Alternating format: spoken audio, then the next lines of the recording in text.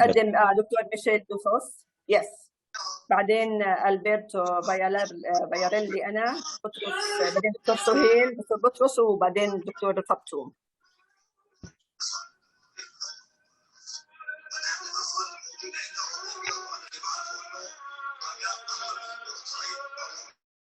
في حدا حاطط ام كلثوم.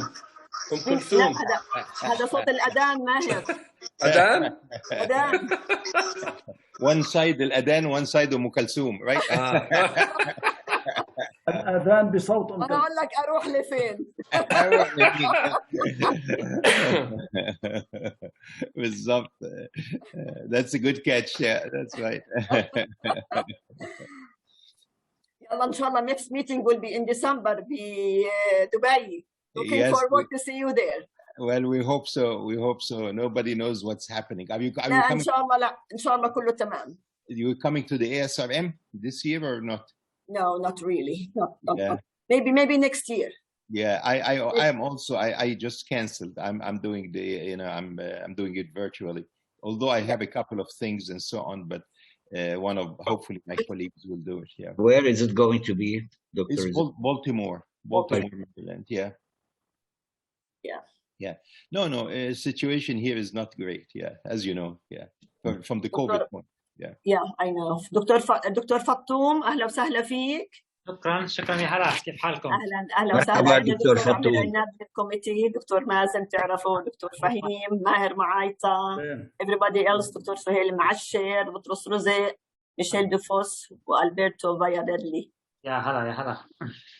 كيفك دكتور محمد؟ إن شاء الله تكون بخير. الحمد لله تمام، شكرا لك يا هلا، كيف الحال؟ دائما بسمع أخبارك وببعث لك سلامات باستمرار. تسلم بوصل تسلم. محمد إن شاء الله مبسوط. يا هلا. شكرا. Okay, Ibrahim, can you Abir, it's 7 o'clock, we can start. Yes, please. Yeah. Ibrahim, can we start? Yes, Dr. Abir, تفضل. يلا دكتور عبير تفضل. Okay, we have to be on time. I welcome you all to our final webinar as a joint activity between the Jordanian Society of Obstetricians and Gynecologists and the RCOG Jordan Chapter Committee that was running every 2 weeks since March this year, and it will end up today with our final webinar. I hope it was of a great benefit for all of us. We have discussed many subjects. We started with infertility, endometriosis, oncology, urogynecology, medical disorders during pregnancy, COVID and pregnancy, menopause, osteoporosis, and upon the request of many colleagues, we had to do another infertility webinar. So I'm going to share this webinar with our moderators, Dr. Mazen Zibde, the president of the RCOG Jordan Chapter Committee, Dr. Maher Ma'aita, president of the scientific committee at the Jordanian Society of Obstetricians and Gynecologists, Dr. Fahim Zayed, our dear obstetrician and gynecologist and infertility specialist. We will start with our first speaker, Dr. Michel Defos, and he will be introduced by Dr. Mazen Zibde. Please, Dr. Mazen.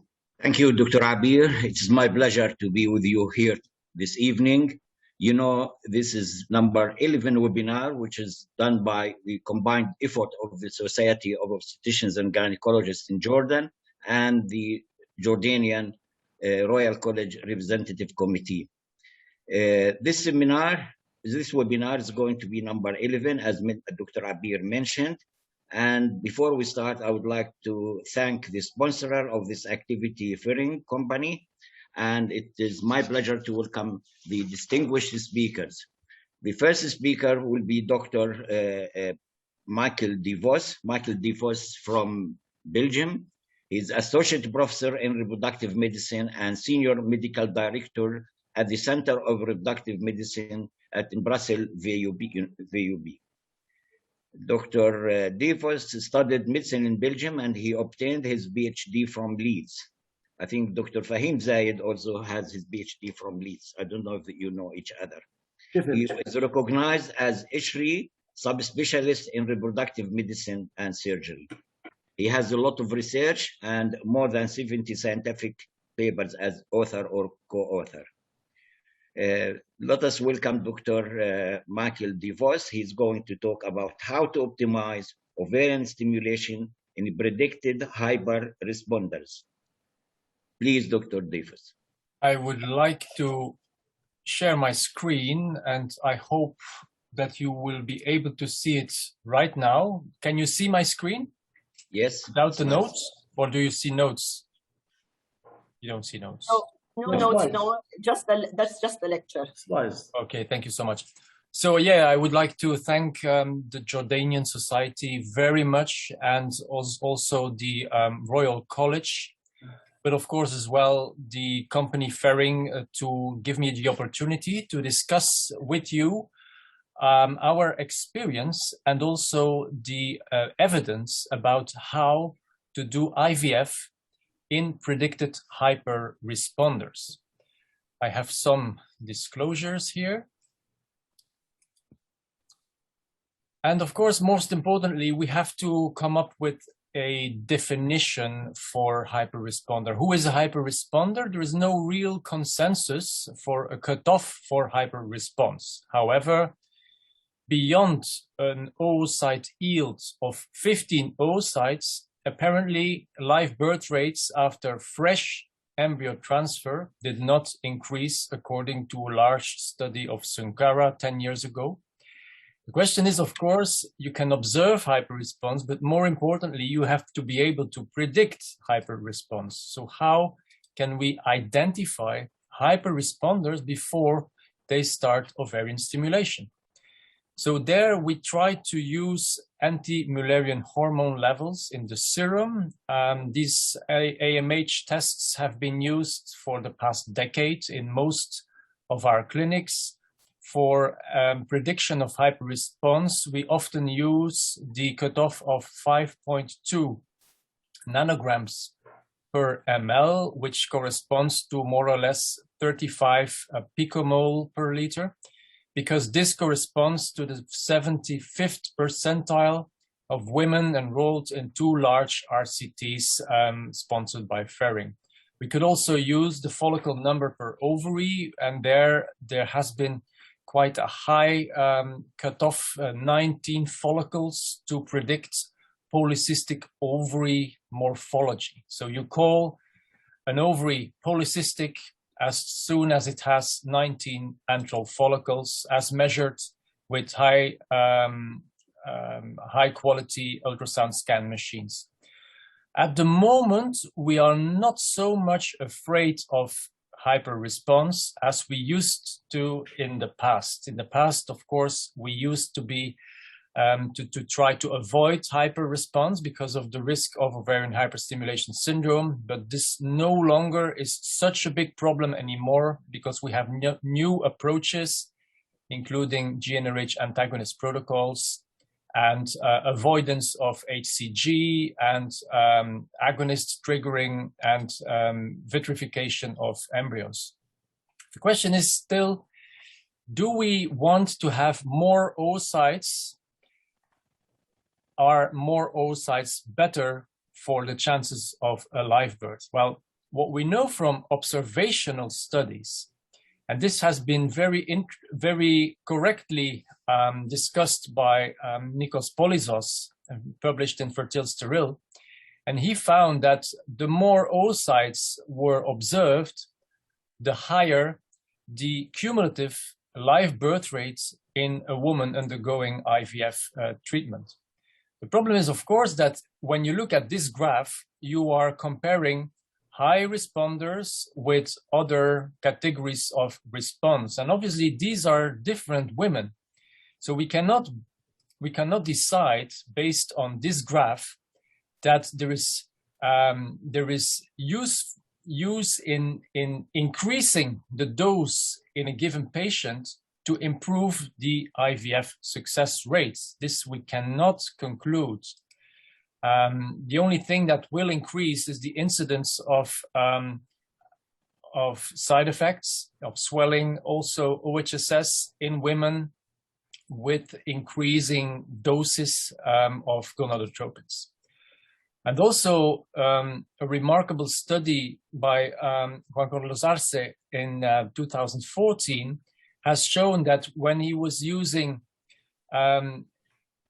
FSH in a normal response category of women, then it was found that increasing the dose in predicted normal responders definitely increased the number of eggs, but did not increase the number of blastocysts. So in a specific response category, you have a specific outcome, and there also you will see that higher numbers of oocytes will result in higher numbers of babies, but increasing the dose is not the solution to obtain higher live birth rates. Now, the thing about the difficult management sometimes in predicted high responders is the role of anti-Mullerian hormone. Anti-Mullerian hormone is a very intelligent hormone because it can act at different levels in the ovary. So first of all, high levels of anti-Mullerian hormone are capable of controlling the recruitment rate of the primordial follicle pool. This means that women with high levels of AMH will have later age at menopause because the development of follicle recruitment will be slowed down by the AMH. So that's a good thing. The other thing that could be problematic in some women with high levels of AMH is that AMH reduces the activity of the FSH receptor. So it means that the correct dose of FSH to obtain a good ovarian response, this dose is very difficult to find. Either you give a low dose and there is no response, or a very low response, or the dose is above the threshold and then you have hyper response. So it's very difficult to fine-tune the dose response curve in high responders because of AMH levels. But when we observe hyper response after ovarian stimulation, we can try to do two things. Either we do a fresh embryo transfer, and this was found in a study we did with Samuel Santos Ribeiro a few years back.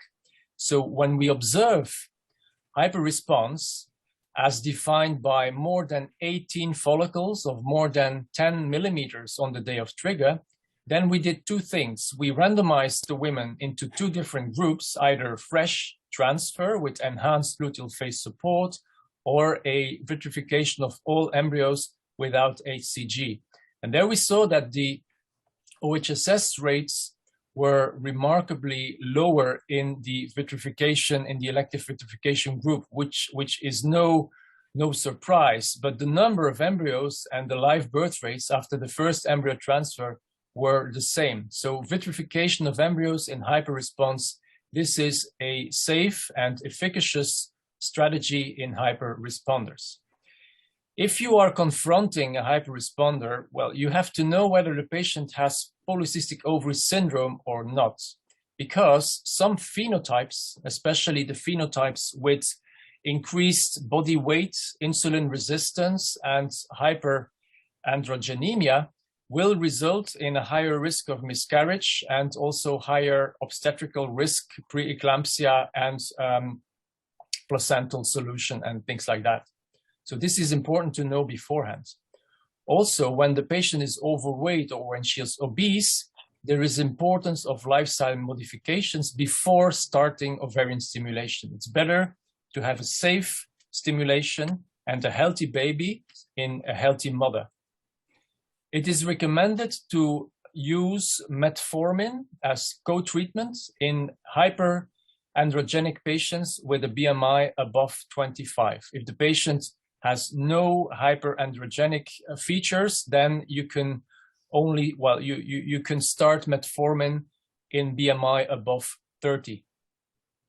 The antagonist protocol, obviously with GnRH agonist trigger, is the safest approach in women with PCOS.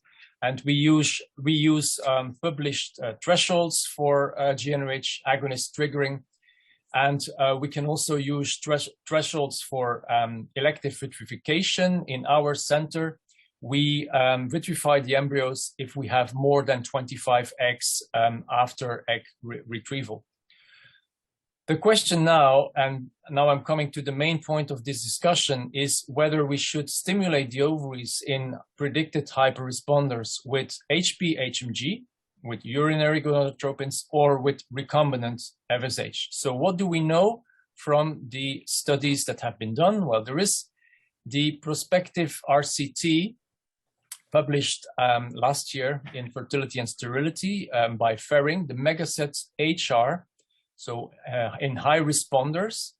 And what do we know from the results of this study? Well, first of all, who were the women recruited to this study? Young women with menstrual cycles of between 21 and 45 days. So women with complete amenorrhea and complete anovulation were not included.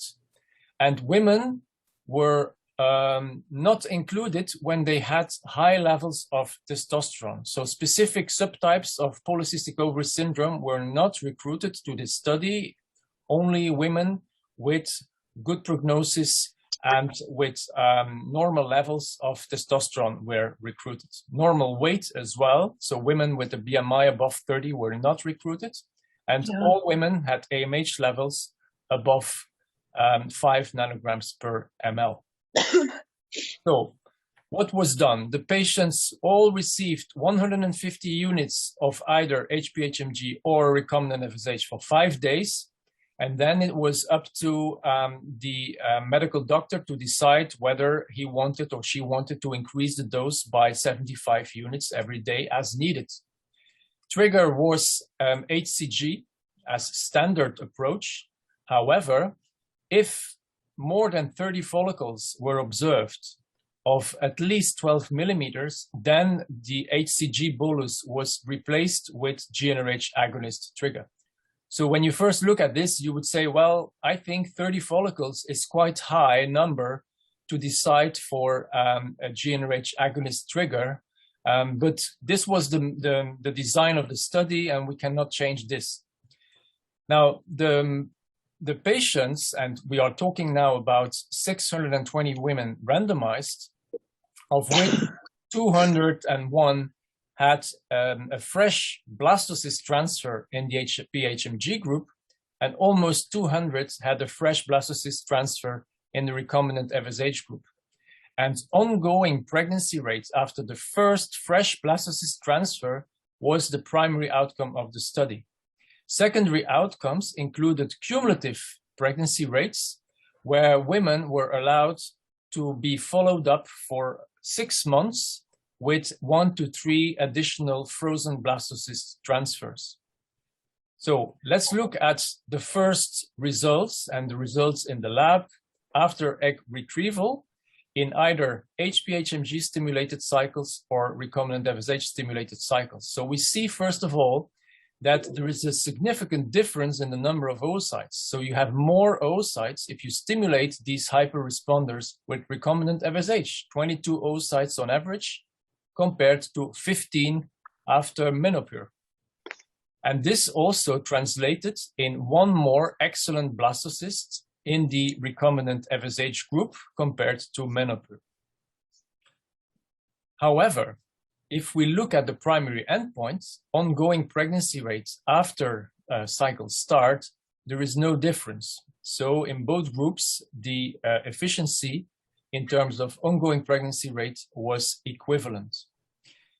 And the thing about the cumulative live birth rate is very interesting, because in hyperresponders, obviously, if you have 3 or 4 blastocysts, you do care about the first embryo transfer, but you also believe that a cumulative live birth rate is a much more meaningful outcome parameter for this type of studies. So let's look at the cumulative live birth rate up to 6 months after inclusion. And there we see that the cumulative live birth rate after Menopur or after recombinant FSH is equivalent. There is no difference between these two groups. However, this outcome, cumulative live birth, was obtained with fewer embryo transfers in the HPHMG group and fewer numbers of embryos transferred. However, this is not the primary outcome, so the study was not powered to demonstrate anything about the cumulative live birth rate, but it's a very interesting observation. Also, a very interesting observation of this study is that women who were assigned to the HPHMG group had fewer miscarriages. Cumulative early pregnancy loss was significantly lower in HPHMG cycles compared to recombinant FSH cycles. Not surprisingly, the OHSS rates were lower in the HPHMG group, obviously because the number of oocytes was also lower in the HPHMG group. But as you can see here, even an OHSS rate of 9.7% in the HPHMG group is quite high, but we should not forget that the cutoff for triggering with a GnRH agonist was 30 follicles on the day of triggering. So, what can we conclude? In the Megaset HSAR study, when HPHMG is given, fewer oocytes are produced compared to recombinant FSH in predicted hyperresponders. There is a lower incidence of ovarian hyperstimulation syndrome. The live birth rate is the same. HPHMG and recombinant FSH stimulation give similar live birth rates. However, there is a lower risk of miscarriage in women who received HPHMG. Now, for a reminder, HPHMG, what is HPHMG? It contains 75 units of FSH and 10 units of HCG activity. There is no guidance from this study about how to stimulate women with PCOS and high levels of testosterone. This is not what this study can tell us. Now let's go back to the physiology. When we stimulate the ovaries, we obviously stimulate the follicles, and the TICA cells contain LH receptors. The granulosa cells contain FSH receptors, and FSH induces the expression of LH receptors on the granulosa cells as well. If you stimulate with FSH only, then androgens will be converted to estradiol using aromatase enzyme. But if you stimulate with a molecule that also binds to the LH receptor, then you will see that you stimulate both cell types, and that the androgens from the TICA cells can be transferred to the granulosa cell layer and can give additional can be an additional source for the aromatase enzyme. So it means that if you stimulate with a product that contains LH activity, then you have higher levels of estradiol and you have lower levels of serum progesterone in the late follicular phase. And this was also found in the Megaset HSAR study. If you stimulate with menopur, you have lower levels of serum progesterone at the end of the follicular phase, just because of this principle. Also interesting to see in the physiology of ovarian stimulation is that in small antral follicles, there is an overweight of FSH receptor expression and presence.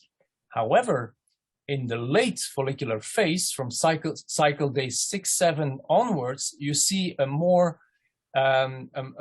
common predominance of LH receptors and no longer FSH receptors. So you do not really need so much FSH in the end of ovarian stimulation. And this is probably one of the key answers to the question about the difference in the pattern of ovarian stimulation when you compare HPHMG with recombinant FSH stimulation. Now, the question about the miscarriage rates in HPHMG cycles, maybe we can find the answer in the old studies. This is a study, the MERIT study, published by Johan Smits and his group in 2007, where it was found that women who had higher concentrations of HCG in the serum had better embryos. And also, Thyssen more recently found that if you add HCG in increasing doses to FSH stimulation, you had a higher a tendency towards higher numbers of top quality embryos. So HCG can be a benefit in stimulation of the ovaries. Now, we also know from this review from the Netherlands that if you look at HPHMG stimulation and recombinant FSH stimulation, there is a slight benefit from HPHMG in terms of efficiency of the number of units of stimulation. So you need fewer units to have a baby if you stimulate with HPHMG. Well, obviously, this is an academic discussion, but I think it's a very interesting illustration of the potential of HPHMG. Now, I'm going to be really brief on this slide because it's quite a difficult one. But people always ask me, well, if you have a woman with polycystic ovaries with high levels of endogenous LH activity, what's the use of stimulating this patient with a product that will bind to the LH receptor if she already has high levels of LH? Well, there the answer is, well, the LH receptor can be bound to either LH or HCG. And there is endogenous LH, but there is also recombinant LH. But here we are talking about HCG. What is HCG doing with the LH receptor? Well, in small follicles, when HCG binds to the LH receptor, you see that testosterone will be converted to dihydrotestosterone. So it will result in apoptosis and loss of the small follicles. But in larger follicles, something really remarkable starts to develop. And in larger follicles, you see that HCG binding to the LH receptor will result in conversion from testosterone to estradiol through the aromatase enzyme. So large follicles will develop better and small follicles will be suppressed in their development. And this probably explains why the HPHMG stimulation produces fewer oocytes in women with hyper response profiles. Now, we're getting to the end of this presentation. Just wanted to warn that HCG and LH are not the same. Their action on the LH receptor are completely different, and it's very complicated because the LH receptor has downstream roles that are very divergent. Their roles will involve steroid production, but also proliferation, anti-apoptosis. And what we see when we stimulate the LH receptor in vitro is not always predictive of what's happening in vivo. Now, in conclusion, when you have a predicted high responder, you have to give her preconception counseling. She has to change her lifestyle. If she is overweight, then she has to reduce her weight to have a better safety profile of her pregnancy and increased outcomes, because obese women with PCOS have a high risk of hypertension and miscarriage. There has to be a focus on the safety of ART in predicted high responders. There is a risk of swelling of the ovaries, torsion. The risk of OHSS has been reduced, but there is still a risk of side effects in these women. And as a conclusion from the Megaset HR trial, ovarian response is less excessive after HPHMG, although live birth rates were similar. I would like to thank you for your attention. Let's stop sharing. Okay, there we are again. Thank you very much, Dr. DeVos, for this very interesting and nice lecture. And I've noticed we don't have many questions from the attendees, but if any one of the panel wants to ask question for Dr. DeVos. Yes, please, Dr. Mazen. Yes, Dr. Abir. Thank you very much, Dr. Michel, for this nice presentation. And my question, when do you stop your stimulation? When do you decide, I'm going to stop my stimulation? Well, and how do you act? I know freeze all is one, but have you ever faced a place when you have to stop the stimulation? Well, stopping the stimulation, you mean canceling the cycle? Yes, yes. Well, cycle cancellation is something that we read in publications, but that we do not perform anymore. When you cancel stimulations in the past, this was because of excessive response. But nowadays, if you have excessive response, you have massive numbers of follicles, then it's safer to give this patient a GnRH agonist trigger to release the follicles, to make them ovulate, and to puncture these follicles to obtain oocytes, and then you can cryopreserve the embryos. And then obviously, to reduce the symptoms of swelling in the abdomen, several approaches have been studied. One approach would be to start a GnRH antagonist daily from the day of egg retrieval for 1 week, because this GnRH antagonist will shrink the ovary much quicker. And this has been studied by a Canadian group and published in RBM Online 2 years ago. The first author is Guy Schrem. He found that antagonist treatments after the egg retrieval had a beneficial effect on the symptoms, but also cabergoline, which is a dopamine agonist, could also be a good product to reduce the swelling. But cancellation, no, I don't think there is a good reason to cancel the cycle. Thank you, Dr. Diefus. What's the dose of gabergoline and for how many days and when to start it? Well, we usually give, if I'm not mistaken, 0.5 milligrams daily for 7 days. Well, there are side effects, of course, of cabergoline, neurological side effects. So you have to warn the patients. But yeah, this is one possible approach. Thank you. Can I make a question? Yes, please. Okay. Yes, I have a question. This is Dr. Marcher from the United States. I enjoyed your presentation, and I'm going to be speaking a little bit on the same topic in my presentation. But one of the issues in the United States, it's a very common practice to use a combination of FSH and HMG rather than to use one or the other. One of the issues is that in the United States, Menopur, which is HMG, is expensive, and for that reason, many places use a combination of recombinant FSH and Menopur to cut down on the cost. And I'm really not sure that the stimulation, you need to have a 1-to-1 ratio of FSH and LH. We have it because the pharmaceutical company, that's how they market their product. But I'm really not sure that you need to have as much LH or as much HCG as the FSH. Yeah. I take your points, yeah. But the thing is, of course, one ampule of Menopur contains 10 units of HCG.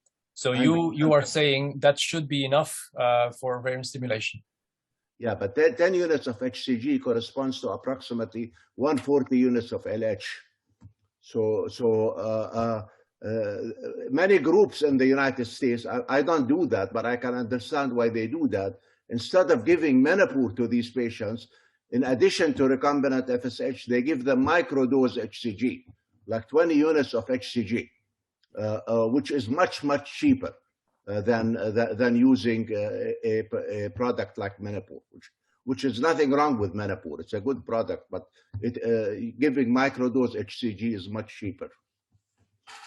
Yeah. Now, thank you for this answer, but I cannot comment on anything about the price setting of Menopur in the United States, and it all sounds quite complicated if you have to combine different products for stimulation. But I agree that HCG can have a beneficial effect on the stimulation. So it's a good point. Yes, I agree with you too. Yes, okay. Dr. Vaiarelli. Okay, thank you, Michelle, for your nice presentation. So My question is very simple. Do you think that we have enough data to support that when we use recombinant or urinary gonadotropin, we have the same cumulative LIBOR rate? No, we don't have this data. Yes, because the point is, I'm sorry if I interrupt you, because the point is that today, which is my goal? My goal is to make the fresh embryo transfer, or my goal is the measure of my success will be today maybe the cumulative LIBOR rate. And so maybe if we don't design a right study, we will not have a right answer. The point is that the cumulative LIBOR rate, because of course the Megaset trial is a really nice study, but of course we don't have any response regarding the cumulative, or we have a very partial response about this answer. Yes, we have a few responses, but we also have other questions that have still not been answered, and I agree with your point. So we have to be careful when we interpret the results of the Megaset HSAR study. It's a first important study of different regimes in high responders, but the other questions, I agree with you, still have to be answered. But also, it depends on what you really want. And I agree with you, if you want cumulative live birth rate, if you want to have, as well, the cumulative live birth rate on its own is already not a perfect parameter, because it means that you have a live birth rate, you have a live birth after transferring several blastocysts, and then everything stops. But some people, they don't want cumulative live birth, they want total live birth. They want to have as many blastocysts to have a whole family. So there is a difference between cumulative live birth rate and total live birth rate. I agree with you that probably the more blastocysts you have in a high responder, the more children you will have in the end. The Megaset HSAR study was stopped after 6 months. So maybe if we continue the study, then you will see different outcomes. Yes, please. Okay. I think we have no more questions, and because of the time. Dr. Fahim, do you have any question? Yes. Thank you, Dr. Voss, for your interesting presentation.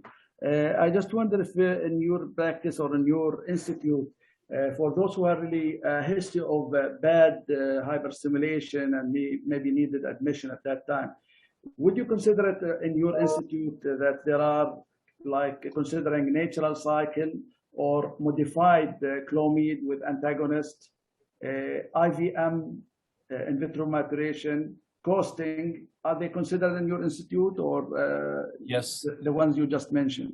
Yes, I agree. So yeah, some of you may know that I recently published a review paper on the use of in vitro maturation in hyperresponders. It was published this year in JARC. And yeah, I agree that in our center, we have IVM as an option for very severe hyperresponse. So women who had very bad OHSS, women who have very, very high levels of anti-Mullerian hormone, in these women, ovarian stimulation is almost a nightmare, because you don't know what you will get and the patients will suffer. So I agree that in vitro maturation is a very interesting solution for women with very, very high numbers of antral follicles. A natural cycle treatment is not a very interesting procedure in women with modified clomid with antagonist to prevent premature LH surge. Well, yes, in women who have ovulatory activity and who respond to clomiphene, this could be an option. But the thing is, if you consider women with severe hyperresponse, the majority of these women will not have a cycle and will probably not respond to clomiphene. So in this case, I think managed or modified natural cycle is probably a good idea for different categories of patients, but not for the hyper responders. But yeah, we can discuss about this. What about costing? Would you consider it nowadays in cases, as Dr. Abir mentioned, instead of canceling, costing and maybe freeze all if there are many? Well, but the thing is, if you coast, then the estradiol drop may result in reduced quality of the embryos. I mean, there is lots of data on coasting in the past, and coasting has been abandoned since the introduction of the agonist trigger and the result. Yes. Okay, I think thank you very much, Dr. Defos. And the next speaker, Dr. Alberto Valeli. Dr. Abir Anab will present him. Please, Dr. Abir. Yeah, thank you very much. Our next speaker is Dr. Alberto Valeli. Okay, he's a gynecologist. He's a specialized in infertility and reproductive medicine at Genera Center for Reproductive Medicine in Rome, Italy. He graduated from University of Messina in Italy and specialized at the same university, and he completed a clinical observership at Yale University. He obtained later on his PhD in reproductive medicine at University of Messina, and he will talk to us about individualized triggering and strategies to improve mature oocyte retrieval. Please, Dr. Alberto, go ahead.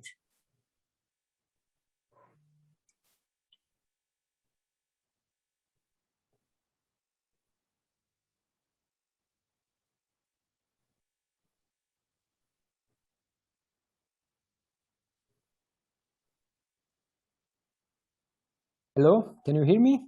Yes, we can hear you. Okay, I'm sorry. Yes. Okay, do you see my screen now? Yes, we see it. Yes, okay, so thank you very much. I am really happy and very honored to participate in this important meeting. And thanks a lot for the title, very interesting, and thanks again for the invitation.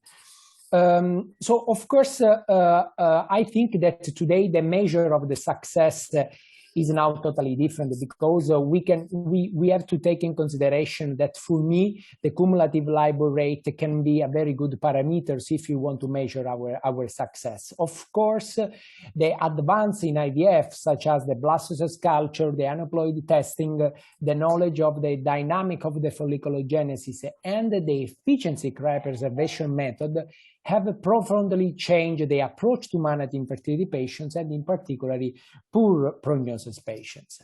Of course, all the steps are very important if you want to maximize the chance for our patients.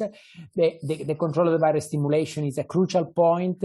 Everybody knows this aspect, but however, I think that today we have enough evidence to support that the final oocyte maturation can be another important point that we have to analyze when we manage infertility patients, because our goal is to try to collect a good number of the oocyte, of course, a good percentage of the metaphase 2, and also try to obtain competence embryo.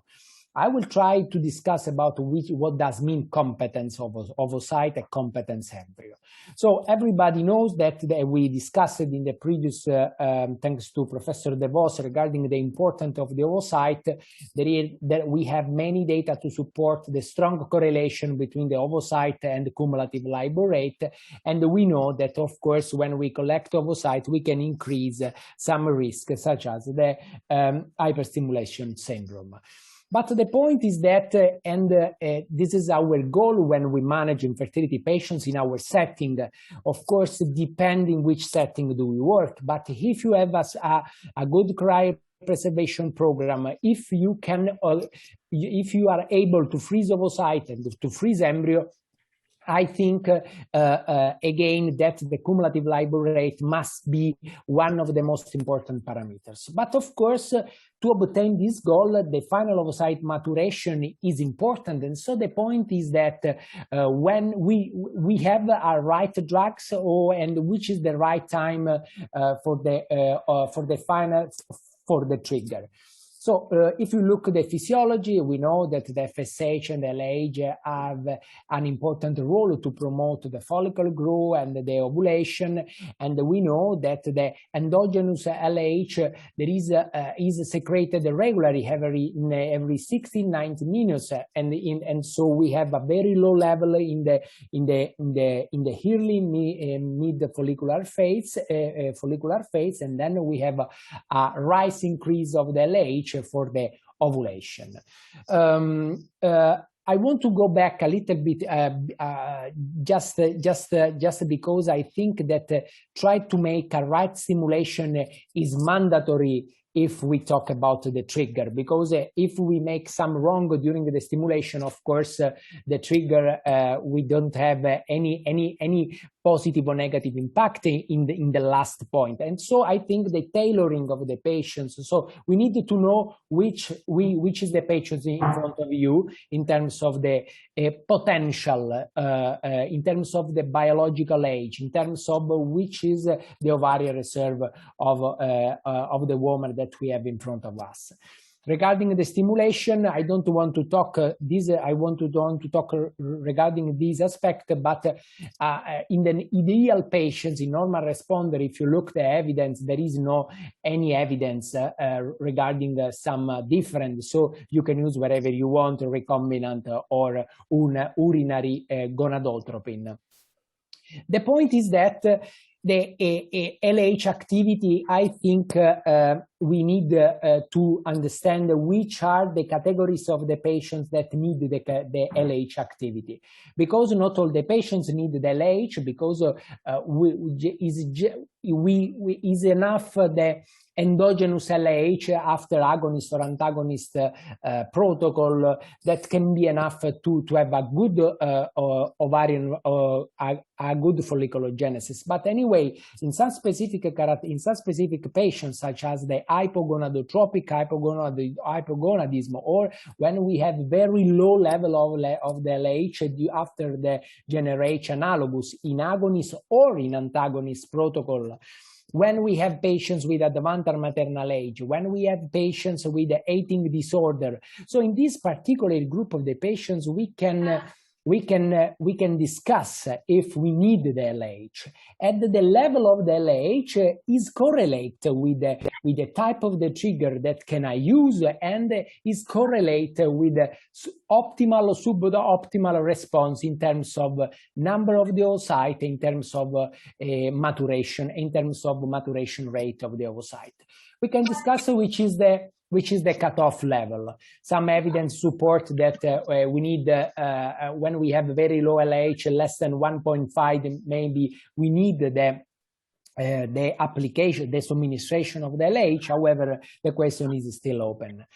If you look at the evidence, we don't need to check the hormones during the stimulation, the estradiol, the progesterone, the LH measurement. I think that if you have patients with irregular cycle, if you have patients with a polycystic ovary, so in these patients, we can check the LH measure, because we have to be careful when we use a specific trigger, such as the agonist trigger. Sorry, I have some noise in my my audio. Maybe we can switch off the audio. Okay. Okay. Please, everybody, have their microphones. Please, everybody. I can hear the same noises. Yeah. Yeah, please, I know. I ask everybody to get mute, please. Thank you. Thank you very much. So we can discuss which are the criteria that we have if you want to make a correct trigger. Which are the criteria that we analyze day by day during the stimulation? Of course, the follicular diameters. We can check the hormones.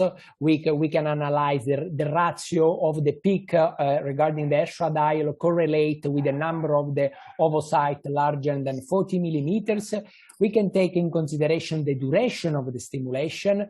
We need to analyze the previous experience in regarding the number of the oocyte correlate with the number of the follicles the last day when we make the trigger, which is the maturation rate of the oocyte. This information, I think, in patients with a previous IVF cycle are very interesting if you want to optimize this time.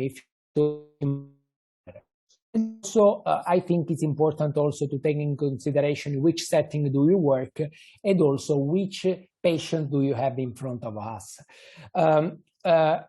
there is no solid evidence regarding which is the time, the correct time of the ACG. Approximately, the ideal timing of the trigger is when you have 2 or 3 follicles more than 17, 18 millimeters. Of course, we need to also take in consideration the other follicles, because if you still have small follicles, is a good practice to try to wait 1 day, 2 days more. Is just to wait the growing of the follicles. Anyway, when we make the trigger, I think from the biological point is very important step, because during this process we have the oocyte maturation. The first polar body is extruded, so that a diploid cell transition to haploid gametes. So this is important point if you want to have competence oocyte. Regarding the time, I think that 16, 17, 18 millimeters is the right time to make a trigger. In fact, if you look at this study in antagonist protocol, and when the authors took in consideration the trigger when we have more than 3 follicles, more than 16, you can see that if you wait 1 day more, you can increase the number of the metaphase 2 oocyte. And I think this is another important goal if you want to optimize our outcome, if you want to have more oocyte, if you want to optimize the cumulative LIBOR rate. If you look at the evidence, just the Escher guidelines is just to summarize the evidence already published. When we make the decision regarding the trigger, we have to take in consideration the size of the follicles, the duration of the stimulation, the previous experience in a previous IVF cycle, and also the right cutoff will be between 16 and 22 millimeters to make a right time for the trigger. However, another important point regarding this particular step is when can I make the oocyte retrieval, how many hours? In the natural cycle, usually, when we have the physiological LH rise, between the LH rise and the ovulation, we have 32 hours. However, all the data are confirmed that the ideal time to plan the pickup is between the 36 and the 35 hours after the trigger. Today, this is the era to talk about the personalization of the final oocyte maturation, because we have many options. The first option is to use the ACG, or we can use the urinary or recombinant ACG. But I think now we have a lot of data to support the application of the GnRH agonist trigger. We know that the best common practice when we want to minimize the risk of the hyperstimulation is the agonist trigger. However, I want to present you some data regarding the application of this approach, not only in this particular group of the patients, but also in other categories of the patients. If you look at the dynamic, we can see that when you have a natural cycle, we have a rapidly ascending and then the phase in the first in the first part, and then we have a plateau, and then we have a descending phase. This is in natural LH surge. When you use the agonist, you have a short ascending phase, and then we have a long descending phase. And also, this is what's happened when you use the ACG. So what I'm trying to say is that if you look the physiology, of course, the ACG is not a really a physiology event if you compare the curve of the ACG compared with the curve with the GnRH agonist trigger. In fact, when you use the ACG, we don't have the small FSH surge that we have physiologically, or when we use the agonist trigger. Of course, when you use the ACG, we have to analyze that we have a very long half-life, and this can have an effect in the not only in the oocyte but also in the implantation windows.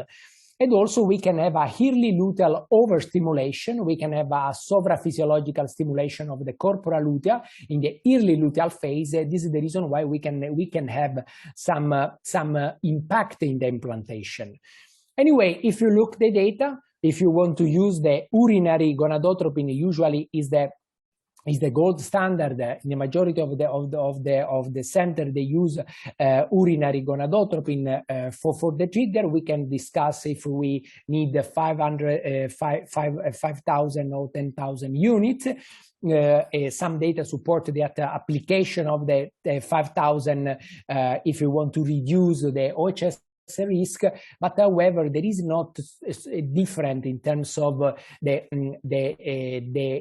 outcome, in terms of the efficiency, in terms of the number of the oocyte recruitment. What about the comparison between the recombinant and the urinary? Of course, some data, some analysis some study has been published regarding the putative difference, but if you look at the clinical evidence, apparently we don't have any difference in terms of clinical outcome when you use the recombinant ACG or when you use the urinary ACG. Of course, again, if you use the recombinant, you can have some different in terms of the moleculars, because the half-life is different, the purity is different.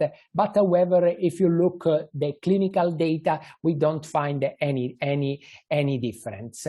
So I think this is the reason why we need study if you want to analyze what's happened regarding the clinical effect when you use different type of the trigger, because up to now we have only evidence regarding what's happened from the pharmacodynamic or pharmacokinetic difference, but not regarding the clinical difference. This is the reason why, again, if you look at the ESHRE guidelines, the use of recombinant or urinary is equally recommended for the final oocyte maturation, and we have strong evidence.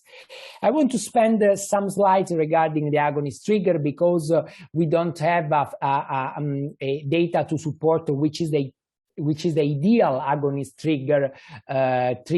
We can use triptorelin, buserelin. In the past, we used a lot buserelin. Now we move to use triptorelin 0.3 milligram. But of course, you can use some other option. But again, there is no study regarding the comparison of this type of the agonist. Of course, everybody knows that when you use the agonist, you can have two options, or you can fresh, or you can use frozen embryo transfer. I think the discussion depends which setting do you work. In my center, for example, we prefer to freeze everything, because we have efficiency cryopreservation program. Because of course I work in a private setting, and so my goal is to try to minimize the risk for my patients.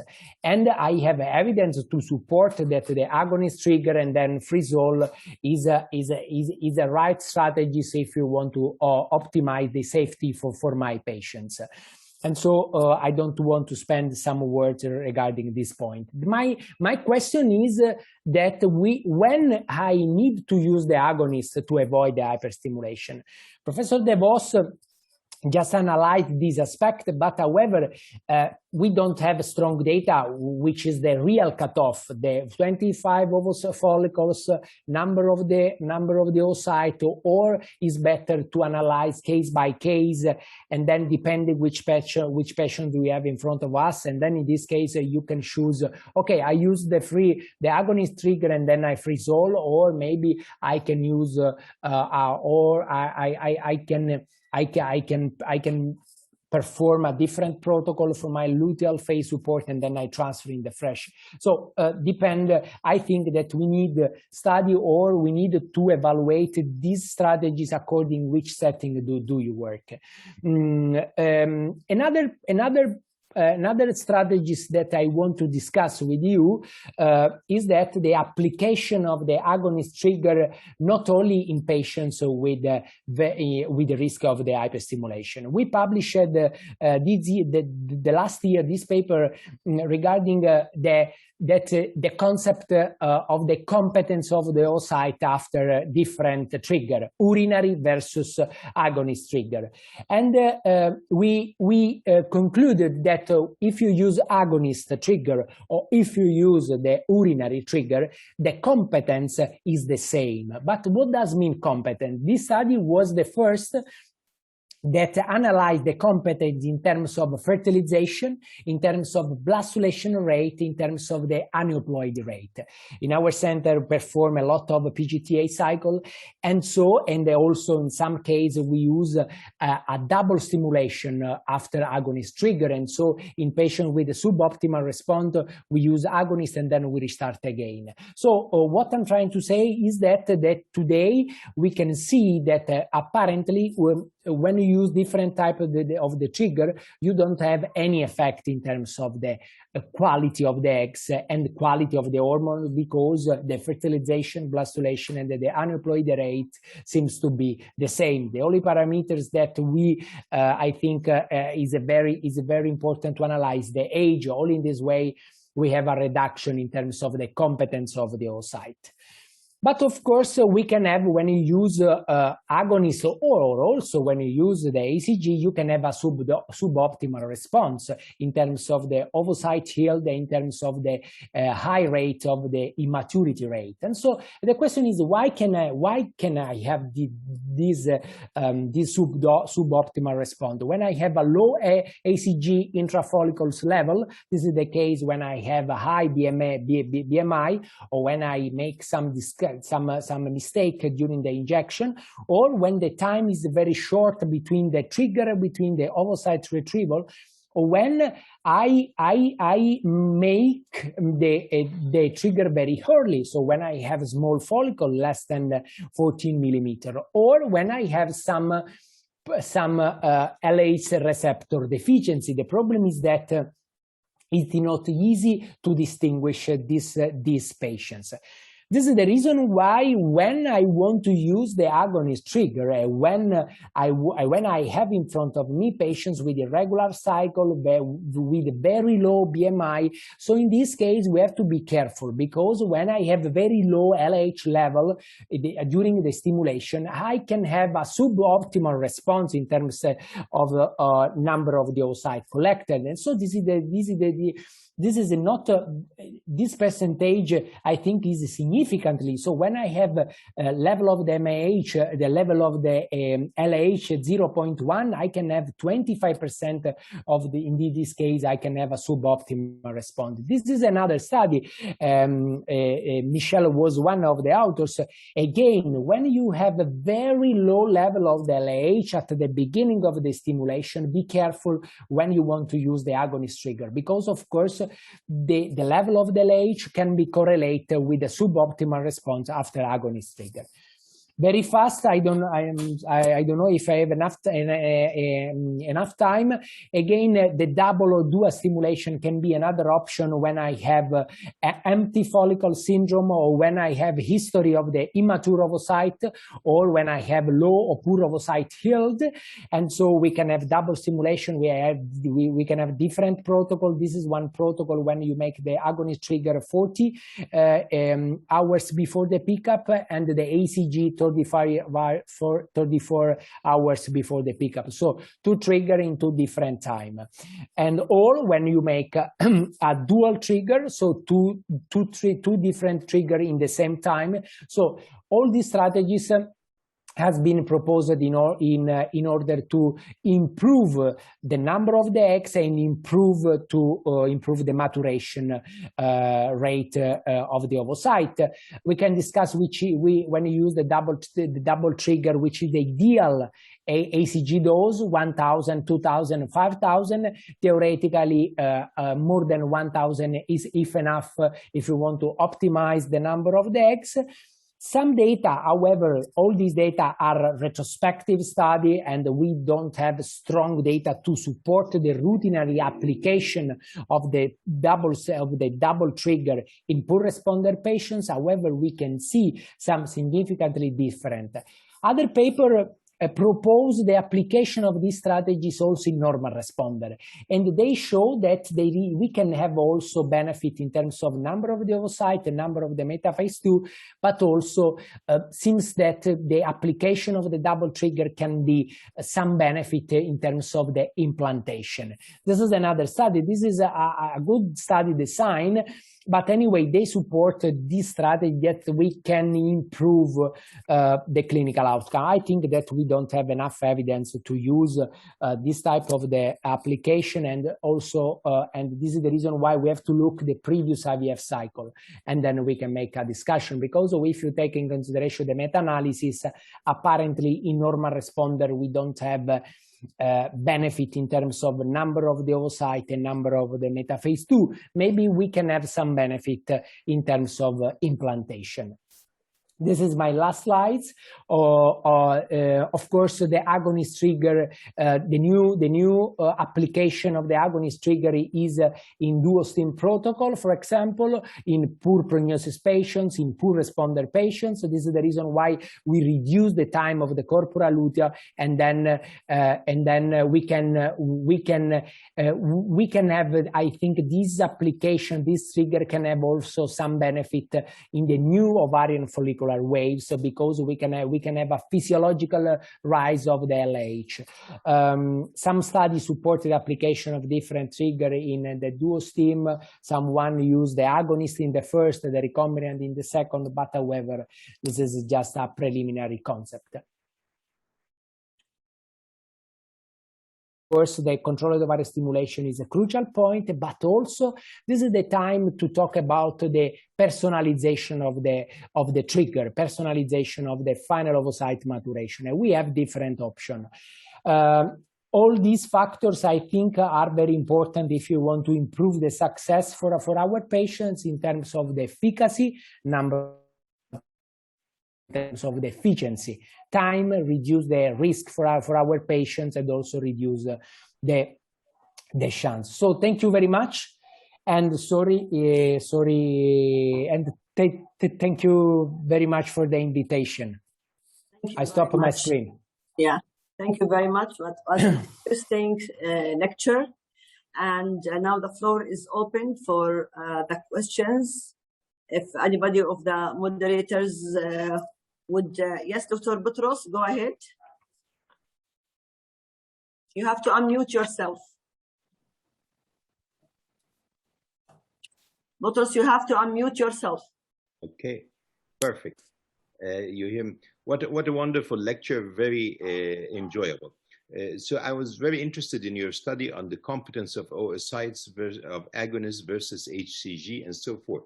So the Canadian from McGill 3-4 years ago, actually one of my former fellows, they published a study showing that if you give an agonist to trigger, or if you give HCG to trigger, and then do a freeze all, and then later on put a single blastocyst, the pregnancy rate was lower in the agonist compared to the HCG. This was not even fresh, so we're not talking luteal phase and so on. And of course, they put theories, taking into account two things, that this was a retrospective analysis. So this was not by any means a prospective study and was different times. And they acknowledged all that. There was a fertility stability study and so on. But they acknowledged all that. It was just one of the early studies to suggest that there is an impact that stays on the egg. So it's not an endometrium issue, it's not a luteal phase. This is really very important because currently in our practice in the US, we do 90%, if not 100% freeze all. We do high stimulation, we freeze all for everybody. If they do biopsies, we do their biopsies, and we do a single blastocyst transfer. So we've moved completely away from all the challenges of things. I'm very interested because you've really taken a microscopic shot at the different things, which is very, very, very useful, as a matter of fact, not just academic performance, but it added to our real practice knowledge. Thank you. So the design of the study was interesting for us because all these patients was patients undergoing to maximization of the ovarian stimulation, ICSI, blastocyst culture, biopsy, and pre-implantation genetic testing. So the setting was the same. I can say, in the study, our goal was to analyze the competence, because the problem is that in the study, that many authors define competence in different ways. And also many authors define the quality of the embryo in different way. I think and we believe that today we have enough data that if you talk the quality means blastulation rate and euploid rate. Which other parameters we cannot, because please don't look at the morphology. And so we were very happy when we published this study because we opened the door regarding the application of the GnRH agonist trigger in the new patients, in different patients. And also we collected many data in the double stimulation when we make 2 stimulation in 1 ovarian cycle. Right. Do you also have I was interested in your mentioning that with the double stim that you're giving the agonist sometimes 40 hours before and the HCG 36 hours. Do you have a maximum limit of time for the agonist? The reason I say that, we have lots of Spanish-speaking patients in Texas, and many times there is confusion despite repeated things about the time.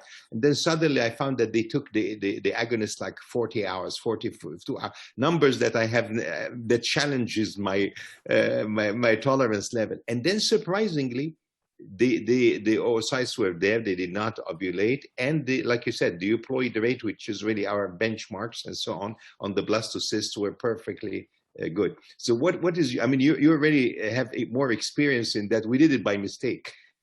I think 40 hours, so the windows will be between 40 and 35 hours.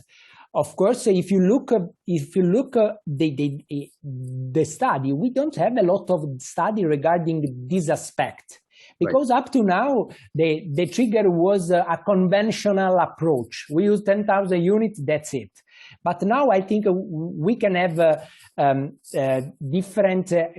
can have the knowledge to try to make some different study and also to look different aspects. Clinical, but also biochemical. Dr. Fahim, عندك a question, Dr. Fahim Zayed? No, he just explained what I wanted to ask. Yeah, Dr. Alberto, do you measure estrogen, progesterone in your studies or your practice? Do you use the B4 level to decide to freeze all or to do a fresh embryo transfer? So I want to be very honest. So in our setting, we freeze 85% of the cycle. We perform 2,000 cycle, 80% the cycle we prefer to freeze all. Because of course we believe in our lab, we don't have any problem to make this approach, and also because after the freeze we transfer immediately the cycle after the pickup, and so we don't lose time. Anyway, if I don't check the progesterone anymore when I freeze when I freeze the embryo, and I don't believe that the progesterone can affect the ovocyte competence, because now we started to use the progesterone to block the LH source instead of the antagonist protocol, and we are collecting data regarding this approach in PGTA cycle. I want to, sometimes in specific patients, I check the LH, because when I use the GnRH agonist trigger, I'm afraid to have a suboptimal response. This is the point. But I try to select the patients before to start with the stimulation. It's not easy, but I try to avoid a suboptimal response after the agonist trigger. Okay, thank you very much. Anybody has any question? So we can move to our third speaker. Dr. Maher Maaita will be introducing our next speaker, Dr. Sohail Maasher. Go ahead, please, Maher. Thank you, Abir. It's my great pleasure and honor to introduce Professor Sohail Maasher. He's a professor emeritus of obstetrics and gynecology at Duke's University School of Medicine, USA. He has undergraduate and medical training at the American University in Beirut, Obs and Gynae training at Johns Hopkins University School of Medicine and at the Jones Institute or Eastern Virginia Medical School. After 20 years of affiliation with the Jones Institute, during which he serves as the director of IVF, director of the division of the Advanced Reproductive Technology and the Division of Reproductive Endocrinology and Infertility. He became a clinical professor of Obs-Gynae at George Washington University in Washington, D.C., as well as Johns Hopkins in Baltimore. He joined Duke's University in 2012 as a professor in reproductive endocrinology and served as vice chair for education. He's currently professor emeritus at Duke's. Throughout his career, he trained more than 75 fellows, and I'm pleased to say that at the Royal Medical Services here, some of our senior colleagues, Dr. Ghalib Al-Tayyib, Dr. Nader Murad, Dr. Muwaffaq Barakat, and others trained with Professor Al-Mu'ashir, and we are grateful for that. He had more than 200 peer-reviewed papers and 15 book chapters. I'm delighted to introduce him. He's going to talk about recent evidence for less medication use in IVF. Professor Mu'ashir, please.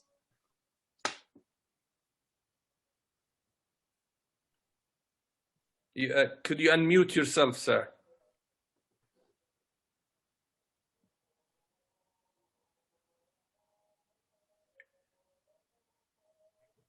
Could you unmute yourself, sir? We cannot hear you. Yes, can you hear me now? Yes, excellent. Yes. And we can see the slides. Yes, but I want to go back to my first slide if I can, and I'm having an issue with that. Just 1 second. All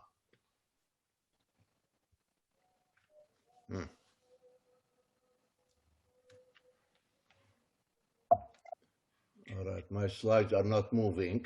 Maybe you can yeah, you start can go again. out and come back. Oh, there we go. Okay. Okay, you can go. Yeah, great. Yeah, we can see them. Yes, excellent. Thank you. Thank you. Thank you, Maher, very much for this very nice introduction. If I was gonna know that you're gonna mention all of these things, I would not have sent my short bio to Abir because you kind of embarrassed me with that. But I appreciate your nice introduction. And before starting, I want to thank your committee, definitely Dr. Zibde, and most particularly my friend Dr. Abir Annab, for the honor of me joining you today and giving you this talk. It's our honor, sir. It's our honor. So I kind of think differently than most IVF practitioners, and you will see that during the talk. But I'm going to try to present to you some recent evidence about using less medications in IVF, that it is better. I have nothing to disclose. So what I'm going to go over in the next 25 minutes or so, I'm old enough that I can talk about the early days of IVF. So I'm going to review with you very briefly what the initial stimulation protocols for IVF were. I'm going to analyze some very recent evidence from my work on the association of the number of eggs, zygotes, and blastocysts with fresh live birth rates. And I'm also going to review the recent evidence on the negative total gonadotropin dosage on fresh live birth rates in IVF. I know everybody thinks that cumulative live birth rates is what's important, but I also think that fresh live births are important because our patients want to get pregnant today. They don't want to get pregnant 2 months from now, or sometimes much longer than that. So Dr. Georgiana Seeger-Jones, my mentor, and the Norfolk group. The Norfolk group is the group of the Jones Institute, and they were responsible for the first in vitro fertilization baby in the United States that was born December 28, 1981. And I'm not sure how many of you realize, but Dr. Bob Edwards, when he started IVF in the 70s, his teaching was that you should not stimulate the ovaries, because if you stimulate the ovaries, you're going to disrupt the endometrium, and that will affect your pregnancy rate. And in fact, he did close to 100 cycles of stimulated IVF cycles in the 70s without any success. And only when he went back to the natural cycle that led to the first in vitro baby in the world, Louise Brown, born on July 25, 1978. I also want to remind you that clomiphene citrate, somebody mentioned Clomid, but Clomid or clomiphene citrate, with or without low-dose gonadotropin, was used very successfully by multiple groups in the world and in the US in the early days of IVF. The French groups used it, the Australian groups used it, and some people in the United States used it. Dr. Rizek is in Texas now, in Houston, and Baylor was one of the first groups to use Clomid alone for stimulation successfully. And in fact, the second in vitro baby in the United States was the result of Clomid stimulation alone. That was at USC in April of '82. The first US baby was a result of gonadotropin stimulation, and that was very simple at the time. And I like the way, I like to simplify protocols. When I hear the different talks, it gets to be complicated, even for somebody like me. So I like the protocol to be as simple as possible. And when I started my fellowship, we used to use 2 ampoules of HMG. HMG at that time was not Menopur. It was marketed as Pergonal, which was a highly impure preparation that had to be given intramuscularly. The protocol was very simple. We gave the stimulation for 6 to 7 days only, as opposed to maybe 10 to 12 days these days, and sometimes longer. We triggered at low size follicles like 14 millimeter, sometimes less, and that's how we used to do it.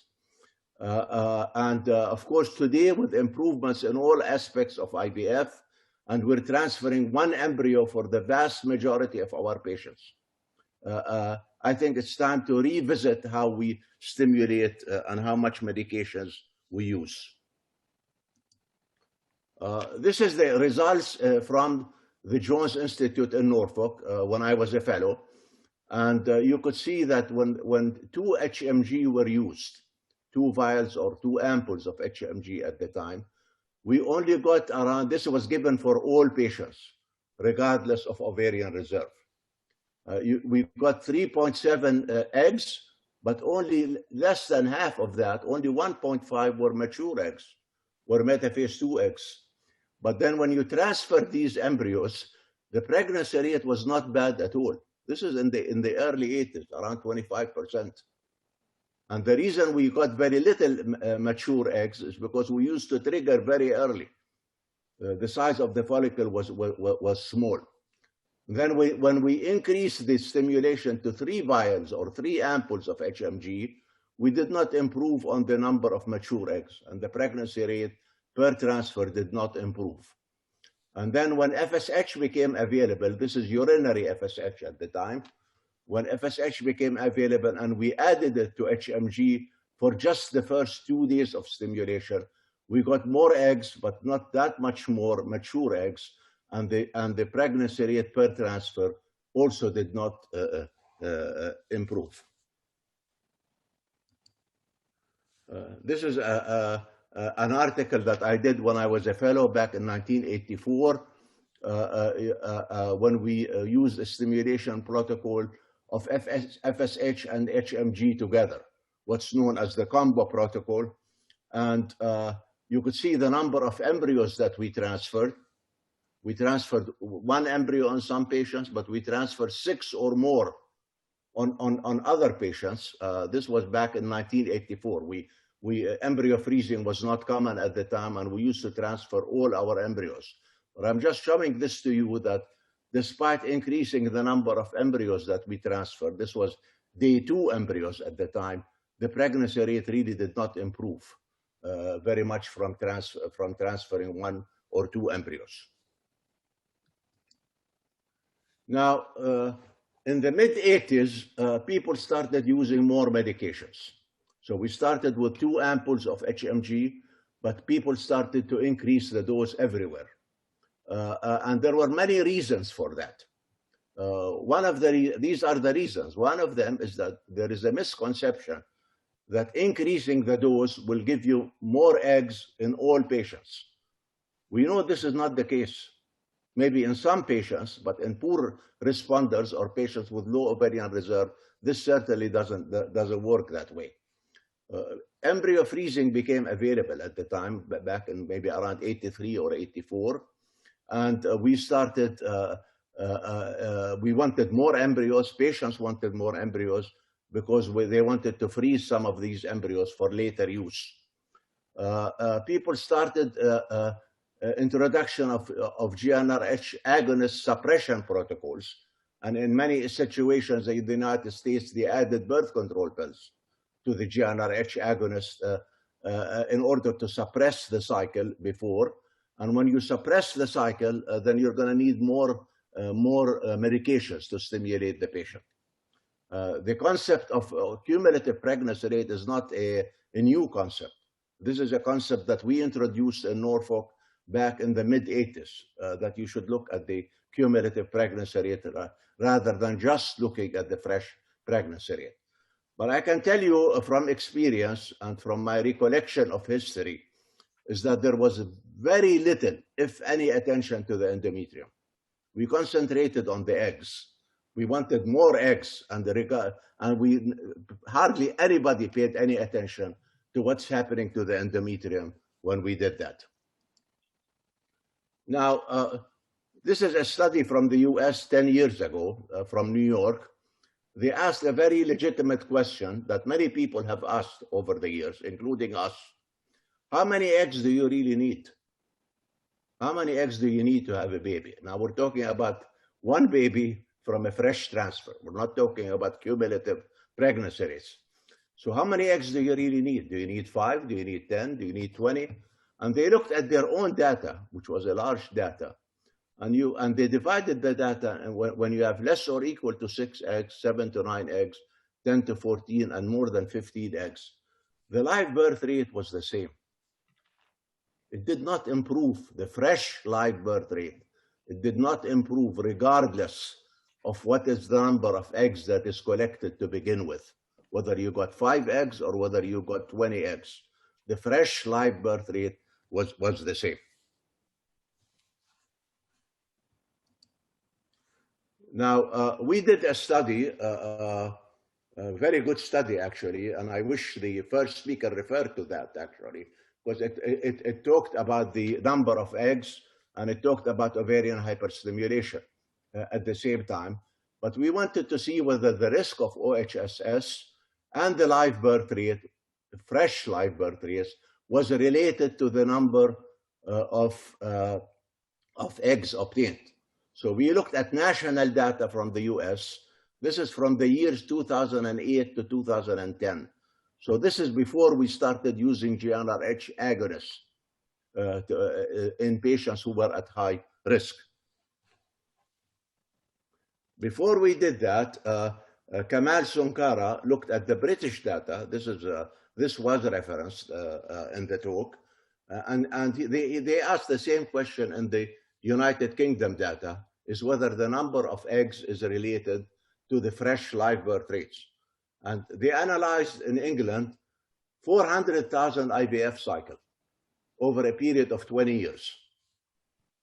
And what was interesting that they found is that regardless of the female age, there was no increase in the fresh live birth rate above 15 eggs. No increase. And actually, there was a plateau in the live birth rate between 15 to 20, and there was a decline over 20. This is the time before we started freezing some all embryos or vitrifying all embryos or using a GnRH agonist trigger. Now, in our own study from the national data, SAR data in the US, we looked at 256,000 cycles. These were autologous, did not include donor eggs. They were fresh IVF cycles from 2008 to 2010. And we divided the data into 6 groups, people who got between 0 to 5, 6 to 10 eggs, 11 to 15, 16 to 20, 21 to 25, and greater than 25. And our primary outcome at the time was we wanted to look at the risk of OHSS as well as the live birth rates. And we used the proper statistics. I'm not going to bother you with that right now. And this is the data here. This is a figure that shows you the groups with the number of eggs. Most patients, maybe around 30% of patients, will have between 6 to 10 eggs. And maybe around 70% of our patients will have less than 15 eggs. But we're left with around maybe 30% of patients that will have more than 15 eggs. 30% and actually 6% that had more than 26 eggs. Tremendous number of cycles, 16,000 cycles at the time that had more than 25 eggs.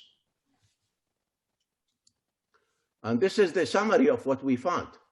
The graph in blue shows you the live birth rate, the fresh live birth rate per transfer based on the number of eggs obtained. So as you get more eggs, the live birth rate increases, but it plateaus after 15 and actually starts going down after 20. So it's very clear that there is no improvement in fresh live birth rates over 15. But when you look at the incidence of OHSS, you could see that after 15 eggs, there is a significant increase in the number of OHSS. And OHSS, I believed it then and I believe it now, it's widely underreported. Widely. So we don't worry about it as much as before. I agree with that. But it was way, way underreported in the past. I mean, there is no way that if you get 26 eggs or over 25 eggs and you give 10,000 units of HCG or even 5,000 units of HCG, that your OHSS is going to be only 6%. It was way underreported. Now, this is a very good study that I want to walk you through it. Again, you looking at national data from the US. This was published by Valerie Baker at Fertility and Sterility maybe 5 or 6 years ago. She looked at 650,000 cycles from the US, and she wanted to see whether the gonadotropin dose can affect live birth rates if you control for the age of the patient and if you control for the number of eggs. Now, let me show you what happens. This is the total FSH dose, and you have in increments of 1,000 units, less than 1,000, 1,000 to 2,000, and so on and so forth. This is all ages, and if you control the number of eggs, if you only look at patients who had 1 to 5 eggs, you can see that as you increase the total dose, the live birth rate significantly decreases. And this is true for all groups with different number of eggs, and true for all ages, even if you look at under 35, 35 to 39, or over 40. So she also looked at a very favorable group of patients who are under the age of 35, BMI under 30, no diminished ovarian reserve, and found the same thing, that as you increase the FSH dose, the total dose, not the daily dose, the total dose, and you control for the number of eggs, as you increase the dose, the live birth rate significantly decreases. So the conclusion from this study was that there was a strong and significant negative effect of the total gonadotropin dose on fresh live birth rates, regardless of patient's age or number of eggs. And that physicians may wish, they were very nice in their paper, I would have put it more strongly, but they said physicians may wish to avoid prescribing a high dose of FSH and IVF, a practice that is very common in the United States, unfortunately. Now, we did few studies of our own. This is a study published by one of my fellows, Stephanie Smelzer, and we looked at national data from the US, and we wanted to see whether there was any association between the total number of fertilized eggs or zygotes and fresh live birth rates. And we analyzed over 16,000 cycles in this analysis. But what was important, we only looked at patients who had their first IVF cycles. So whenever you want to do any IVF study, you cannot include repeat cycles because you're introducing a bias. You have to look at the first cycle so that there will be no bias in your treatment. And we looked at patients who only had a single blastocyst transfer. And this is the histogram of the number of fertilized eggs. Most patients will have 9 to 10 fertilized eggs, but you could have up to maybe 40 fertilized eggs in some patients. But this is the bottom line. When we did receiver operating curves, you could see that the live birth rate increases as the number of fertilized eggs increases, up to 9. Significantly increases up to 9. But after 9 fertilized eggs, there was no improvement. There was actually a significant decrease in the fresh live birth rates. And we did the same thing looking at the total number of blastocysts. Some of you have spoken about that. Is how many really blastocysts we need to achieve a pregnancy in fresh live birth rates. We did the same thing, but this time looking at the number of blastocysts. And we found the same thing. The live birth rates, the fresh live birth increases significantly, up to 5 blastocysts. But after 5 blastocysts, there is a significant decline in the live birth rates. This data did not include biopsied embryos, Peter. So we did not look at patients who had a PGT, for example. This was the embryos chosen on morphology alone. So after 5 blastocysts, so if you have 6, 7, 8, 9 blastocysts, the pregnancy rate is significantly less than if you have 5 blastocysts only. Another study looking at the total gonadotropin dose, whether it affects fresh live birth rates in fresh cycles versus frozen embryo cycles. And I'm not going to bother you too much with the data here, but the conclusion of this study, large study, is that the total dose of gonadotropin, but not days of stimulation, is associated with decreasing live birth rates in fresh cycles, but not frozen cycles. The total dose. And physicians, I like this recommendation better, should minimize the total gonadotropin dose when possible, either by decreasing the daily dose or limiting the days of stimulation. And this is one study of its kind, again, from my group, published by one of my fellows, Dr. Shaya, a year ago.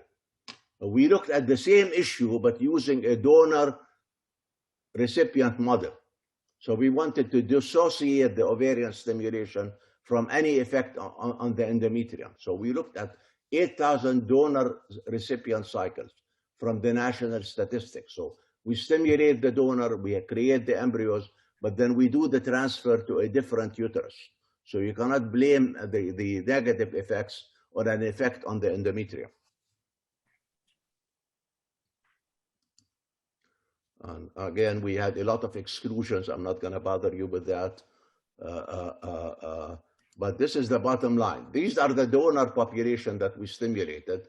The age of these patients were young, around 26 years of age. The total FSH dose was relatively low because these were donor patients. So they were stimulated with a low dose of medication. And most of these patients were on an antagonist protocol. And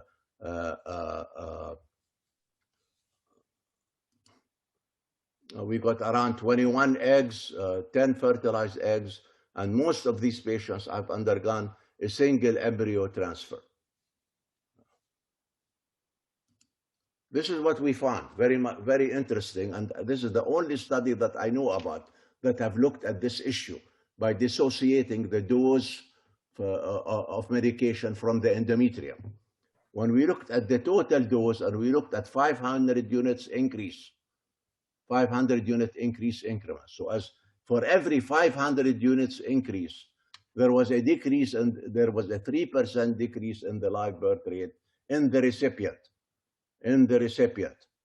Okay, so for every 500 units increment increase, there was a 3% decrease in the live birth rate in the recipient.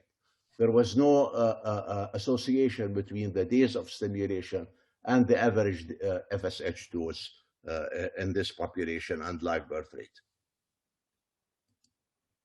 So our conclusion is that there was a negative association of total dose on fresh IVF rates using a donor-recipient model. And this suggests a negative effect on egg embryo quality, possibly, I don't know that, but possibly due to epigenetic or unmeasured factors, because we have dissociated the endometrium in this regard. So this is my bias. This is not based on any really published data, but this is my bias with over 40 years of experience in IVF. And I'm very conservative, but I can tell you that when I give this lecture to groups in the US, some of them will laugh at me because they use much higher doses. Already Peter is laughing because he knows what I'm talking about. If I have a high responder, I think the average dose should not be more than 150 units per day. Okay, and you already heard what high responders are. If I have a moderate responder, I think then I would use 225 units per day. And there is no evidence that I'm aware about that if you increase the dose to 300 units or more, that you're going to improve on the outcome. The outcome as measured by live birth rates. But it's a very common practice in the United States to use maybe double these doses that I'm talking to you about, unfortunately. If you have a low responder, by that we mean, we didn't talk about low responder today, but if you have a patient with a very low AMH, let's say under 1 or under 0.8 or 0.7, in my opinion, I think these patients should have a minimal stimulation protocol with Clomid or letrozole with a very low dose stimulation. And I've been preaching this point for the last 20 years. 20 years that if you stimulate low responders with very high dose medication, you're just going to increase the burden of treatment. You're going to increase their cost. You're not going to increase any on the outcome at all. And I'm very glad that the ASRM Practice Committee finally in 2018 have agreed with what I've been saying for the last 20 years, that you should discuss with these patients the use of a minimal stimulation protocol. So what is my conclusion? My conclusion is, and this is, I learned that from Dr. Georgiana Jones, you have to think outside the box, okay? And less can be better, definitely. More is not always better, okay? We need to remind ourselves on a daily basis, what is the object of IVF? What are we trying to do? We're trying to have a healthy live birth, single healthy live birth, not to have more eggs, not to have more eggs. I understand this issue of the cumulative pregnancy rate, well, and I appreciate that, and I agree with that. But I also want to have the patient get pregnant today. I don't want them to get pregnant 2 months from now or 3 months from now. So I don't need, if I don't have to fragment the treatment, I don't need to do that. This is what Dr. Georgiana Jones have always preached for us. She always used to say that the party line is not always correct. And this is true. Unfortunately, most physicians follow the party line. Whatever the party line is, most physicians follow that. And this is not always correct. Well, again, I thank you for listening, and I appreciate the invitation. And if anybody has any questions, I'll be very happy to answer. Thank you. Prof. Sohail, thank you very much for this excellent, comprehensive talk with a bit of history, and the message is received loud and clear, I think. So there's no doubt about the message. Your message came across very clear. I don't know if Dr. Fahim or Dr. Boutros Rizek have any comments on the talk. Tfaddal, Dr. Rizek. Of course, as usual, fabulous talk, and also authoritative coming from Sohail, and presenting the experience. I think when it comes to the details, we agree.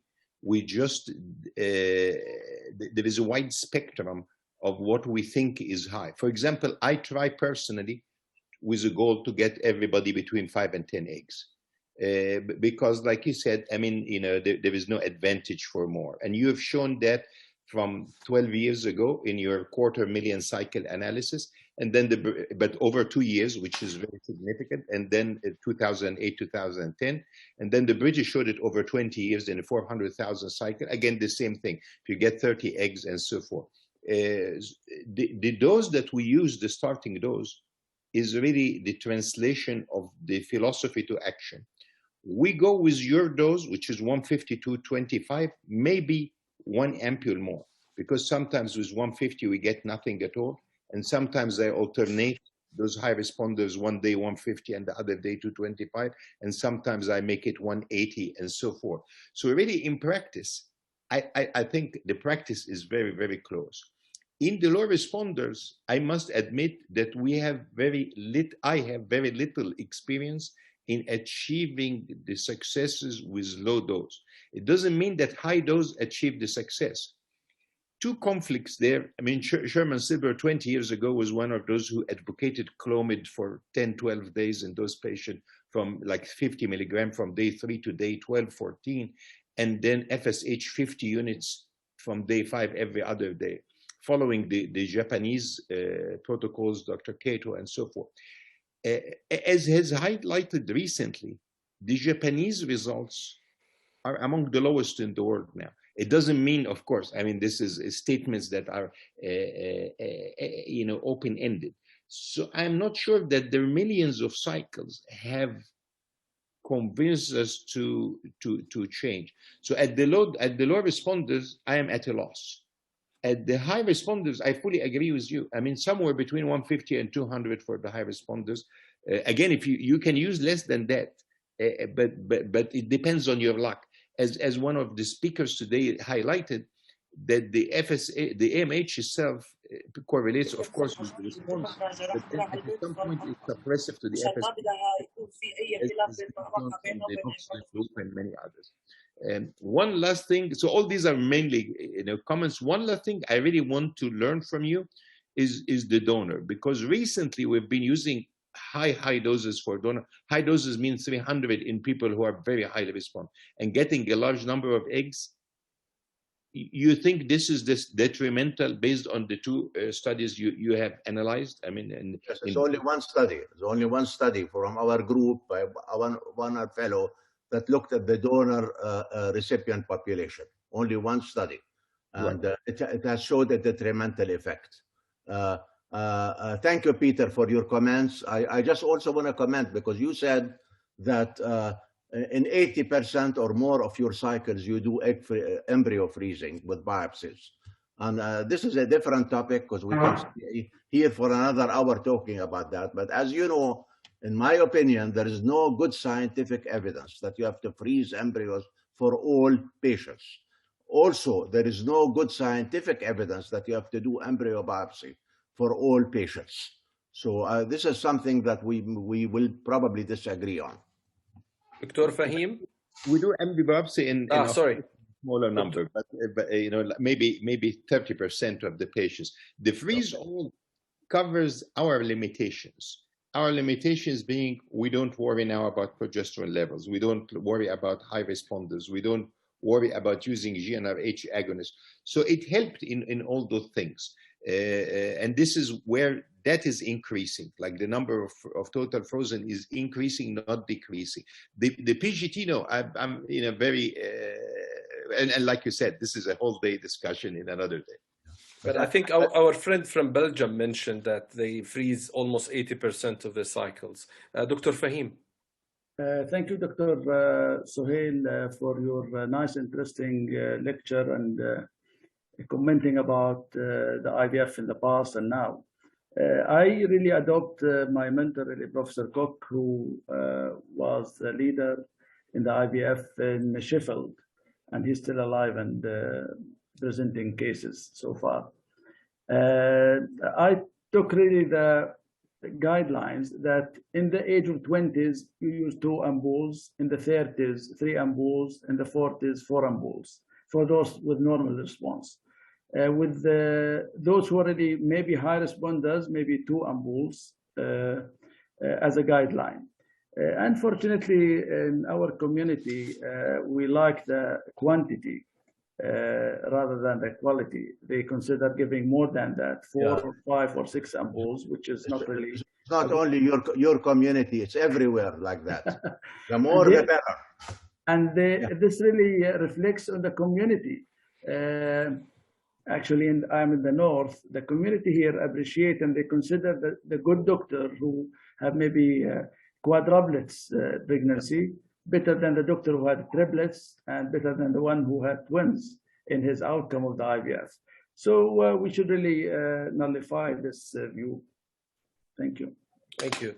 Dr. Mashir, can I just ask you, are there any restrictions on how many embryos you can put back in the US, or does it vary from one state to the other? And the other quick question is hyperstimulation or severe hyperstimulation in the US seen as a problem from the medico-legal aspect of things? Thank you. Yes. Ovarian hyperstimulation is not a problem anymore, because we give an agonist trigger. We use an antagonist stimulation for all the patients, and we use an agonist trigger. So no more. It used to be a medico-legal problem, but it's not anymore. One thing that differs from the US or from Europe and the Middle East is that there is a trend to do a single embryo transfer, blastocyst transfer, on most patients. So I would say that in our patient population, we do a single blastocyst transfer maybe in 80% of the patients. And we don't put more than 2 embryos for the rest. So we don't put a large number of embryos, because multiple pregnancy was a huge problem in the US, not anymore, it's decreasing. But I know that multiple pregnancy is a huge problem in Jordan and the Middle East. And this is wrong, because we should not only be concerned about number of babies, we should be concerned about the health of babies. It's more important. That's something for all the fertility societies in the region to work together and have regulations on how many embryos they should put back. Absolutely agree with you. Thank you very much, sir, for your excellent contribution. And we hope to see you in person soon after the COVID nightmare. And now I'll give the microphone to my colleague, Dr. Abir, to introduce Professor Rizq. Tfaddal, Abir. Yeah. Hello again, everybody. Our next speaker is known to everybody, all of us here in the Middle East. Dr. Boutros Rizq has a very long and rich and respectable medical CV, which I'm so proud of. But because of short of time, I will not be able to share it all with you. In short, Dr. Boutros Rizq now is the president of the Middle East Fertility Society. And I hope to see you all at the next meeting in Dubai in December, 2nd to the 4th of December in Dubai. He's the medical director of the Elite IVF Center in Houston and Odessa, Texas. He was the head of the reproductive endocrinology and infertility department at the University of South Alabama for 25 years, from 1993 to 2019. He's a distinguished speaker for many universities in UK, Canada, USA, and the Middle East. He published hundreds of papers and 28 medical textbooks. We'll be talking about correlation between ultrasonography and hysteroscopy in failed IVF cases. Please, Dr. Butros, go ahead. Thank you, Dr. Anaf, so much for your kind invitation. It's a great honor and privilege to share the podium with you, with your very distinguished speakers. And I always so impressed with how do you keep the activities so intense during the chaos that we're living in these days. I want to really extend my congratulations for your phenomenal academic performance, yourself, Dr. Mazin, Dr. Fahim, and Dr. Meher too. It's a great privilege to be with you today. We modified, let's see if I get that here. And am I share screening so far? Yes, but still, yeah. New share or okay.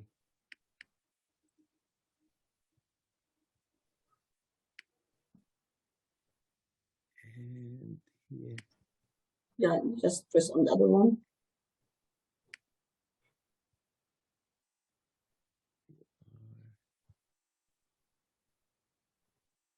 Shall I press new share again? Let me دكتور بس حط start slide show تحت في الباوربوينت. Slide show. Yes. Yes. Yes.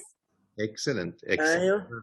Yes. Perfect. Well, we modified a little bit to match our former speaker to continue the discussion on the stimulation and very, very interesting aspects. And really, I think we're all pointing together in the same direction, that there has to be modifications to individualize the patients, whether we individualize the triggers, as has been very adequately elucidated today, or to think again, I mean, what do we want to achieve?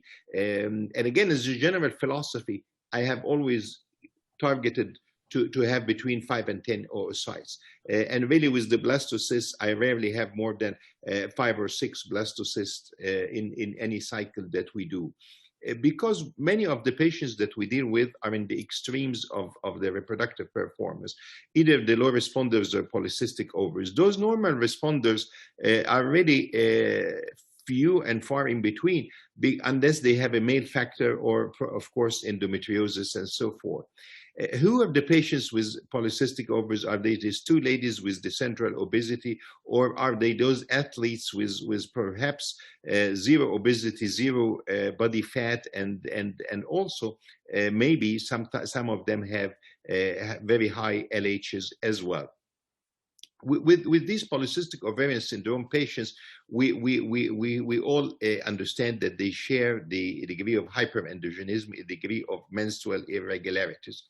In the beginning in the US in 1992, the NIH came up with a definition, which was very simple definition. If women don't ovulate, if they have excess of hair problem, whether clinical or biochemical, and this way they annihilated the idea that somebody in an academic institution would do fancy tests, but somebody in a simple clinical practice would not have access. So they said if the patient feels that she has excess hair or acne and so forth, in the absence of other etiologies, this would be good enough to diagnose polycystic ovaries.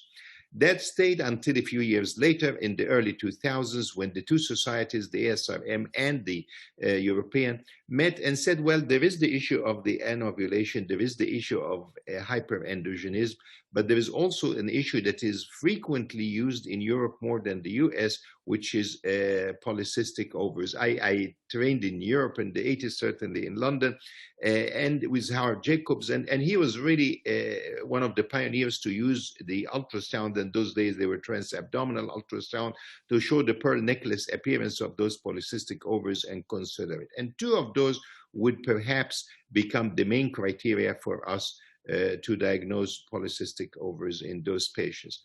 The question is, what can we do to stimulate? What doses do we do? What trigger do we do? And what do we do for luteal phase support?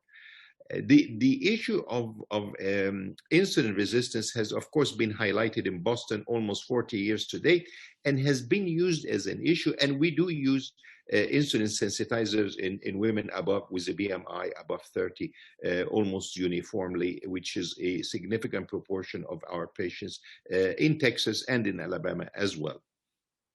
Those of them that have central obesity are also, as we all know, at risk of cardiovascular disease and other factors that affect their pregnancy significantly as well. The weight itself could be the issue, or it could be part of the complex of the hyper response, but really they could have genetic factors in the response, as I will allude to. So the mechanism of insulin resistance, those patients, is not a low number of receptors and is not abnormal receptors. It's abnormal pathway after the attachment of insulin to the receptor. So the two pathways that are seen here, this on the left side is the normal, showing a tyrosine phosphorylation. On the right side is the PCOS, showing a serine phosphorylation. And with that serine phosphorylation, there will be an impact of the excess free fatty acids, resulting in a cascade of events that you see here clearly, with the result of hyperandrogenism in those patients as well. Again, this was our sonographer in London, 1986. Her first publication was an actual Lancet publication showing you the pearl necklace appearance in a crude transabdominal ultrasound on a full bladder here. And of course, today we all see those quite clearly. The endometrium, I loved the notation mentioned earlier this afternoon that the endometrium has been neglected. I remember in 1989, we had our quarterly staff meeting in London, and the speaker was an eminent Australian speaker, and he knew that our medical director was very high-strung about success rates. So he said, well, everybody is focusing on different things. Do we use this? Do we use high response? Do we use growth hormone? We do not use the, but really, where is the endometrium? The endometrium is a key issue. So really, until the late 80s, the endometrium was not even a consideration. You can see here with of course the normal endometrium, the trilaminar and the follicular phase, as opposed to the the endometrial cystic glandular hyperplasia, and of course if left alone, we do have the eventually endometrial carcinoma in those patients. What I want to say is really, I'll go to the last point immediately of this talk, which is what do we use for stimulation, how much, which trigger, what luteal phase methods do we use? Lifestyle, no question, is the most significant factor if it could be achieved, but I'll go through that quickly. And I'm sure that like us in the US, in the Middle East, many of those patients do not really care much to change that. What is the difference between the endometrium, between natural cycle and clomiphene? And as Dr. Muasher kindly alluded to, we're one of the early groups literally in the world to use combination of clomiphene and clomiphene at HMG. We used 100 milligrams of clomiphene from day 2 to 6. We used HMG from day 4. We literally used 2 amps in 95% of our patients. So what made GnRH popular after that as in a way suppression and now disappear? Its popularity is of course because of the changes that precedes the ACG that might cancel some cycles or make the response not suitable. The other thing is that clomiphene has an impact on the subendometrial blood flow. And this is from Bob Casper in Toronto on the slide on the right side, showing the difference between clomiphene citrate versus endometrium itself. And this is why clomiphene today could be useful again, because you can give the stimulation even in a low dose, like again, I mentioned the Japanese in the 50 units, and then because you have vitrification of blastocyst and do a single blastocyst transfer. I will not discuss the clomiphene versus others and versus letrozole. Let me move you straight to the point that really today it ties into my esteemed speakers today. We use all these factors to determine the dose, But again, the bottom line, how much are you going? When you prescribe that medicine, we use basically between 150 to 225 in the moderate to high response. So we use less than AMH, less than 1.2 would be the low responders, 1.2 to 3.4 would be the normal responders, above 3.4 would be what we consider high responders. For the high responders, we tend to use 150. Sometimes we do not succeed, so we go to alternate days 150 to 25, and sometimes we just divide it like 180 to 100 as well. This is in summary what are you going to actually after taking all those considerations, the AMH, the age, of course, the previous performance, and all that as well.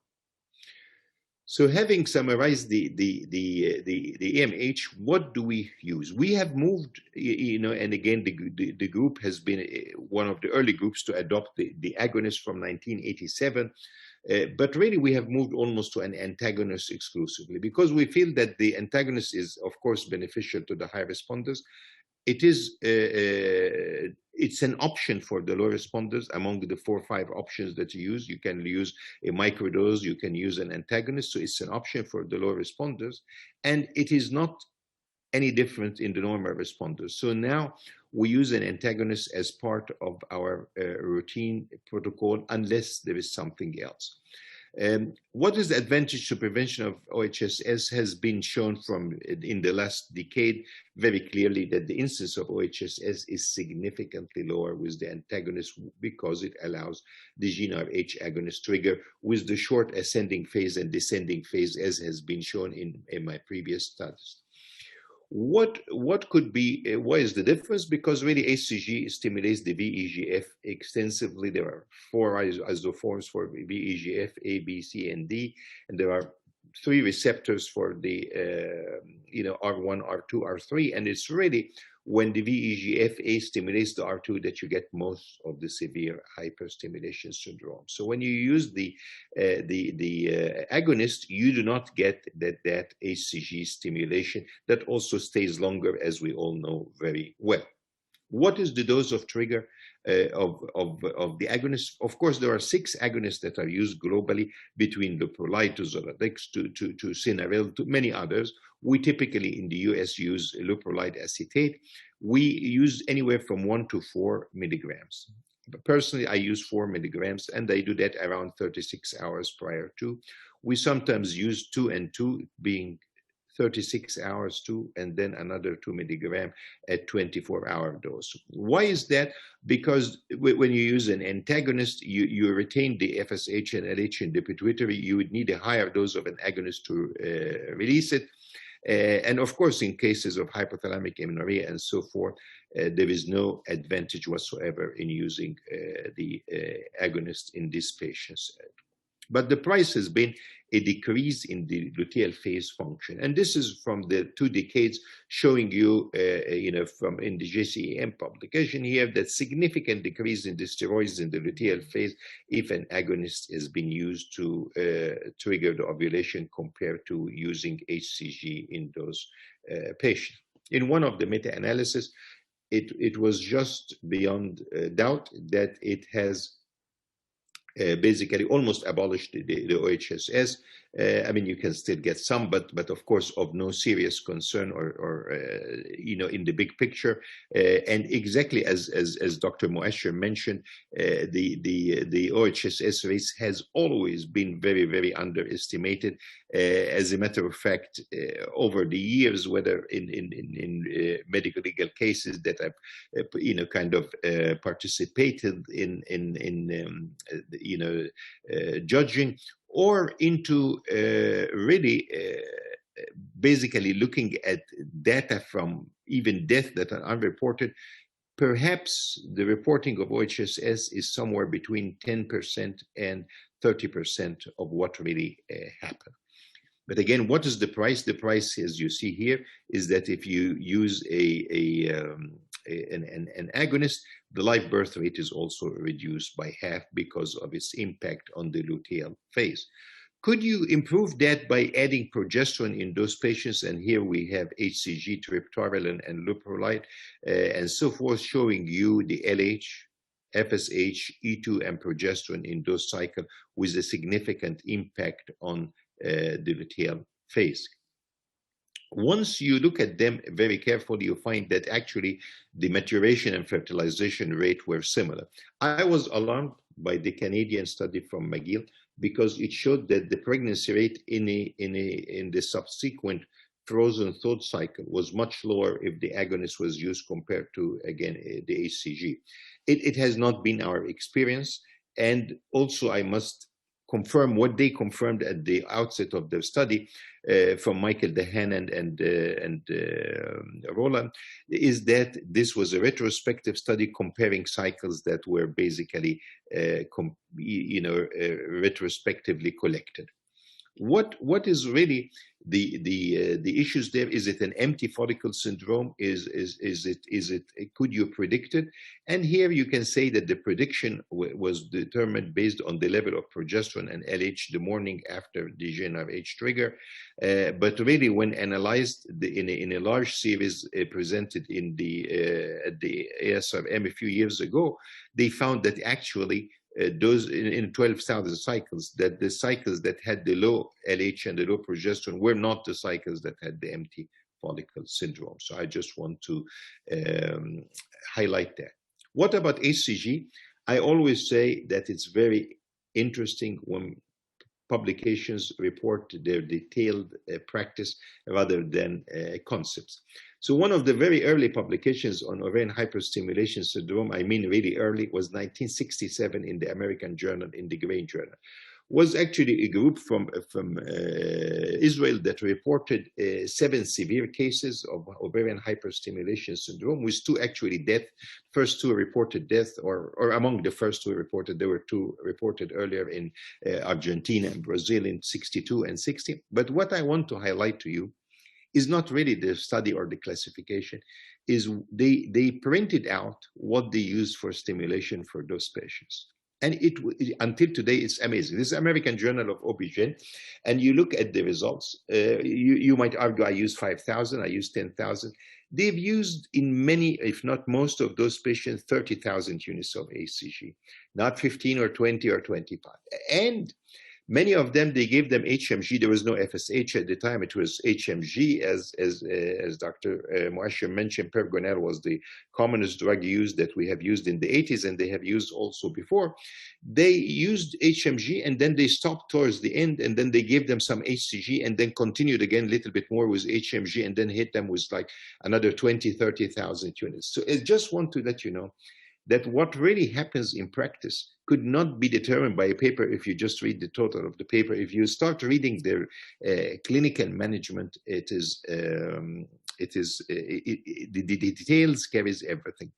12 years ago, or actually maybe 13, Professor Edwards, before he passed away, asked me to do an edit for RBM online, basically on triggering ovulation and its impact on different things luteal phase. So one of the things we looked at is how much HCG was necessary. Is it really 12,000, 15,000, 10,000, 5,000, and so forth? We found that really, if you drop the HCG level from 10,000 to 5,000, and again, very few studies are prospective there, if any, there was no decrease in OHSS. You start to see the decrease if you drop it further than that. At 2,000, you would have a significant decrease in OHSS, but you also have a significant decrease in the usual standard criteria for measuring the outcome.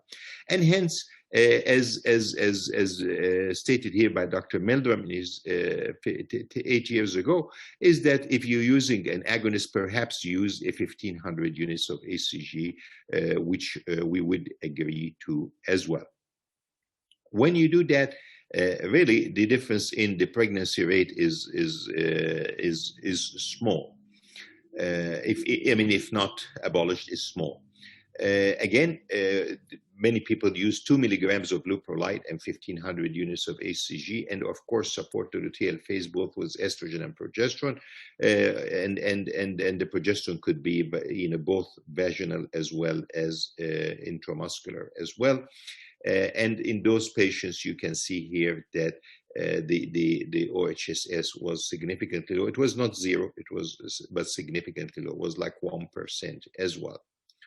What about dual triggers using HCG and agonists using others? We do use that in the normal responders. So we categorize patients. If the patient has estrogen above 2000, 2500, we tend to use an agonist to trigger because it would decrease our chances of hyperstimulation syndrome.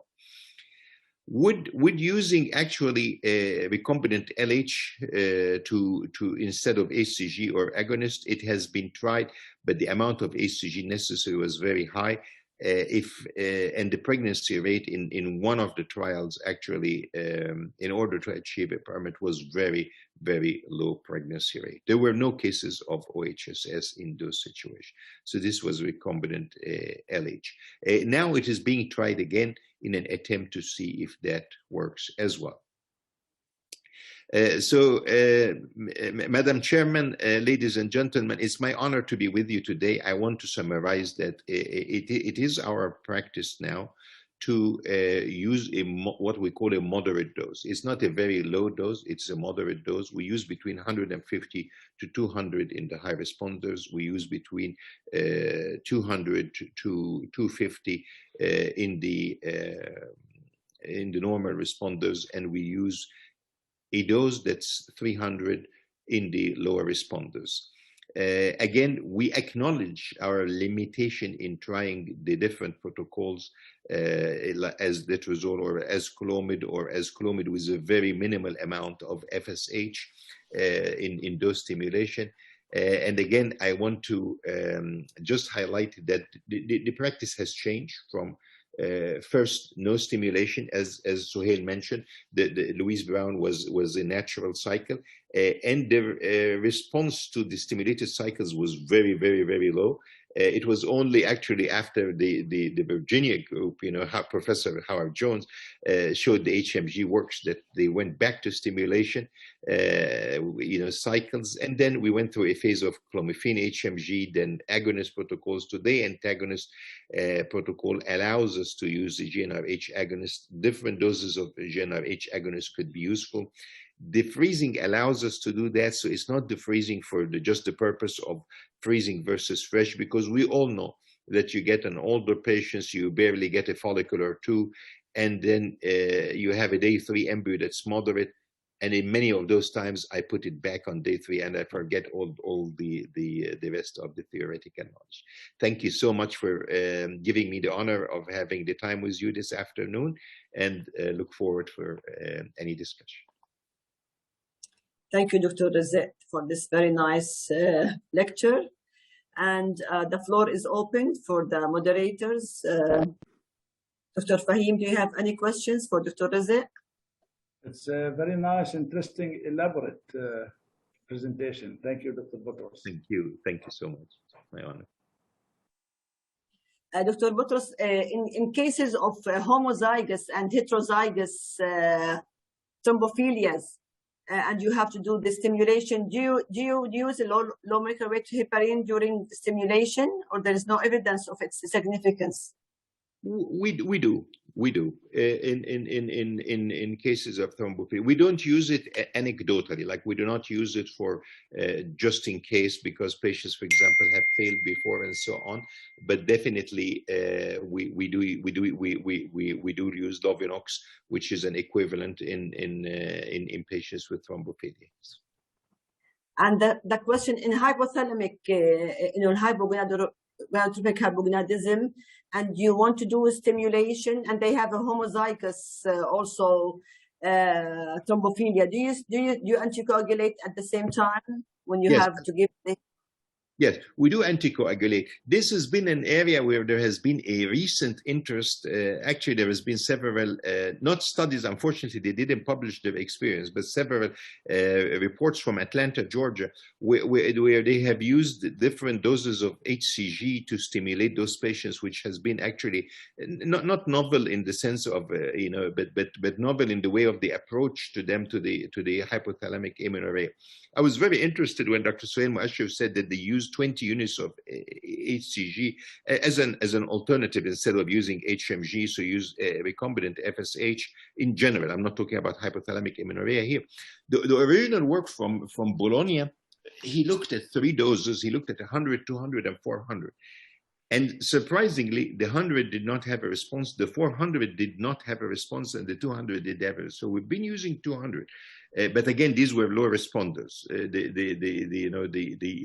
So I don't know if 20 being used as a replacement to LH in dose is enough. And I wonder if Dr. Masher is still with us, he would like to comment on that. He mentioned that the 10 would be 140 units of LH. Perhaps we thought it was a bit lower than that, but we're using higher dose of HCG in those patients, or for our esteemed moderators, if they have any comments on the dose of HCG, if you're using a recombinant FSH. Dr. Masher, unfortunately, he had to leave. He had a meeting somewhere else. Abir, can I ask a question, please? Yes, go ahead, Maher. Thank you very much for the excellent talk. Now, from Dr. Maasher, the trend is to put one embryo usually back. That's what across all the units.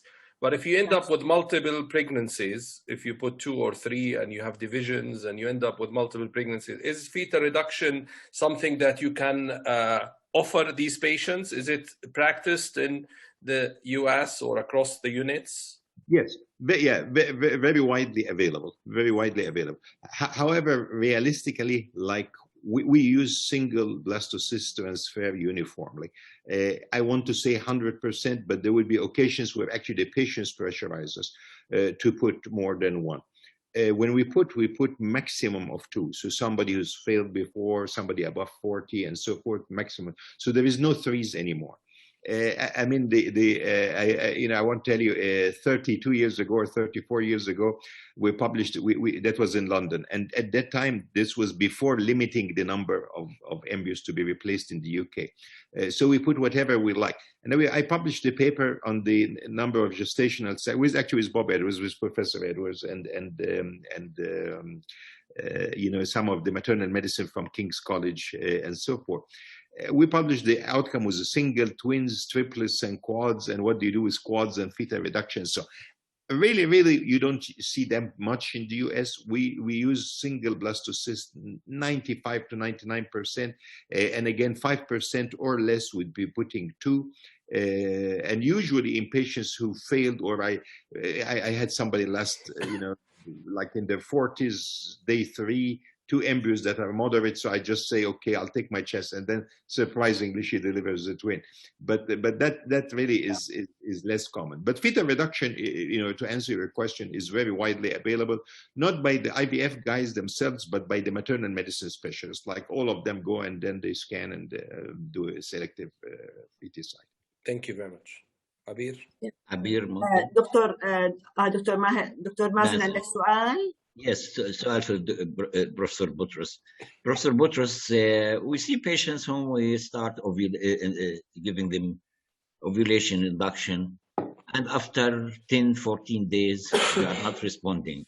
What is the cut point when you say, finish, I'm not going to continue with this woman? She received 40 or 50 ampoules, and now it is day 15 or 16 of stimulation. Really, I think my personal philosophy, and it has been also affected by my background being from the Middle East, although I've never, practiced there. In the Middle East, for example, there wouldn't be the opportunity to do egg donors. So what do in the majority of the countries? So what do you do? Then you have to do everything for those patients. So for me, I would definitely do any cycle that I have one follicle. Like many times in the US, because again, for the competitive reporting, you don't want to show a poor outcome and so on. Frankly, I don't care. I mean, the patient has a follicle. We gave her all what we know to give. We gave her growth hormone. We gave her HCG. We gave her, many other things. And despite that, we have one follicle. So I don't give up. If that follicle, however, does not grow, and you have estrogen that is basically 200 to 100, 300, then you have to cancel. Frankly, even if it's 500, 600, I still go. Even if one follicle, I still go. Especially now with the freezing, if we have that, then it abolishes the negative impact, because definitely 15 days of HMG on the uterus would not be a good thing. So with the freezing, you basically took away that. Again, my dear colleague, the Sherman Silver from St. Louis, he does a practice that I don't do at all. We don't share, but we share lots of our expertise together. He treats lots of patients above 45 that want to have to use the Egdon. He gives them, all of them, a very low dose Clomid and a minuscule dose of FSH. He gives them like 50 units from day 5 every other day, every third day, because he really thinks, and perhaps has been shown in one of the speakers today, that the LH receptors are more than the FSH receptors at the end. So he says the amount of FSH that you need is very, very small. But then he goes to day 13, 15 routinely of this stimulation. And in our previous experience from London, we've shown that if the number of days go like that, you definitely drop the pregnancy rate, regardless if everything else is the same. You know, so we tried not to give up as much as possible. If the patient is willing to give up and start again, what are you going to do different? I mean, you can use growth hormone, you can use ACG, small dose. Again, we use 200 units of ACG. We use growth hormone, about 6 to 8 international units, you know, per day of growth hormone. I mean, it improves definitely our response. Does it in a huge number improve the pregnancy rate? At least it's an option.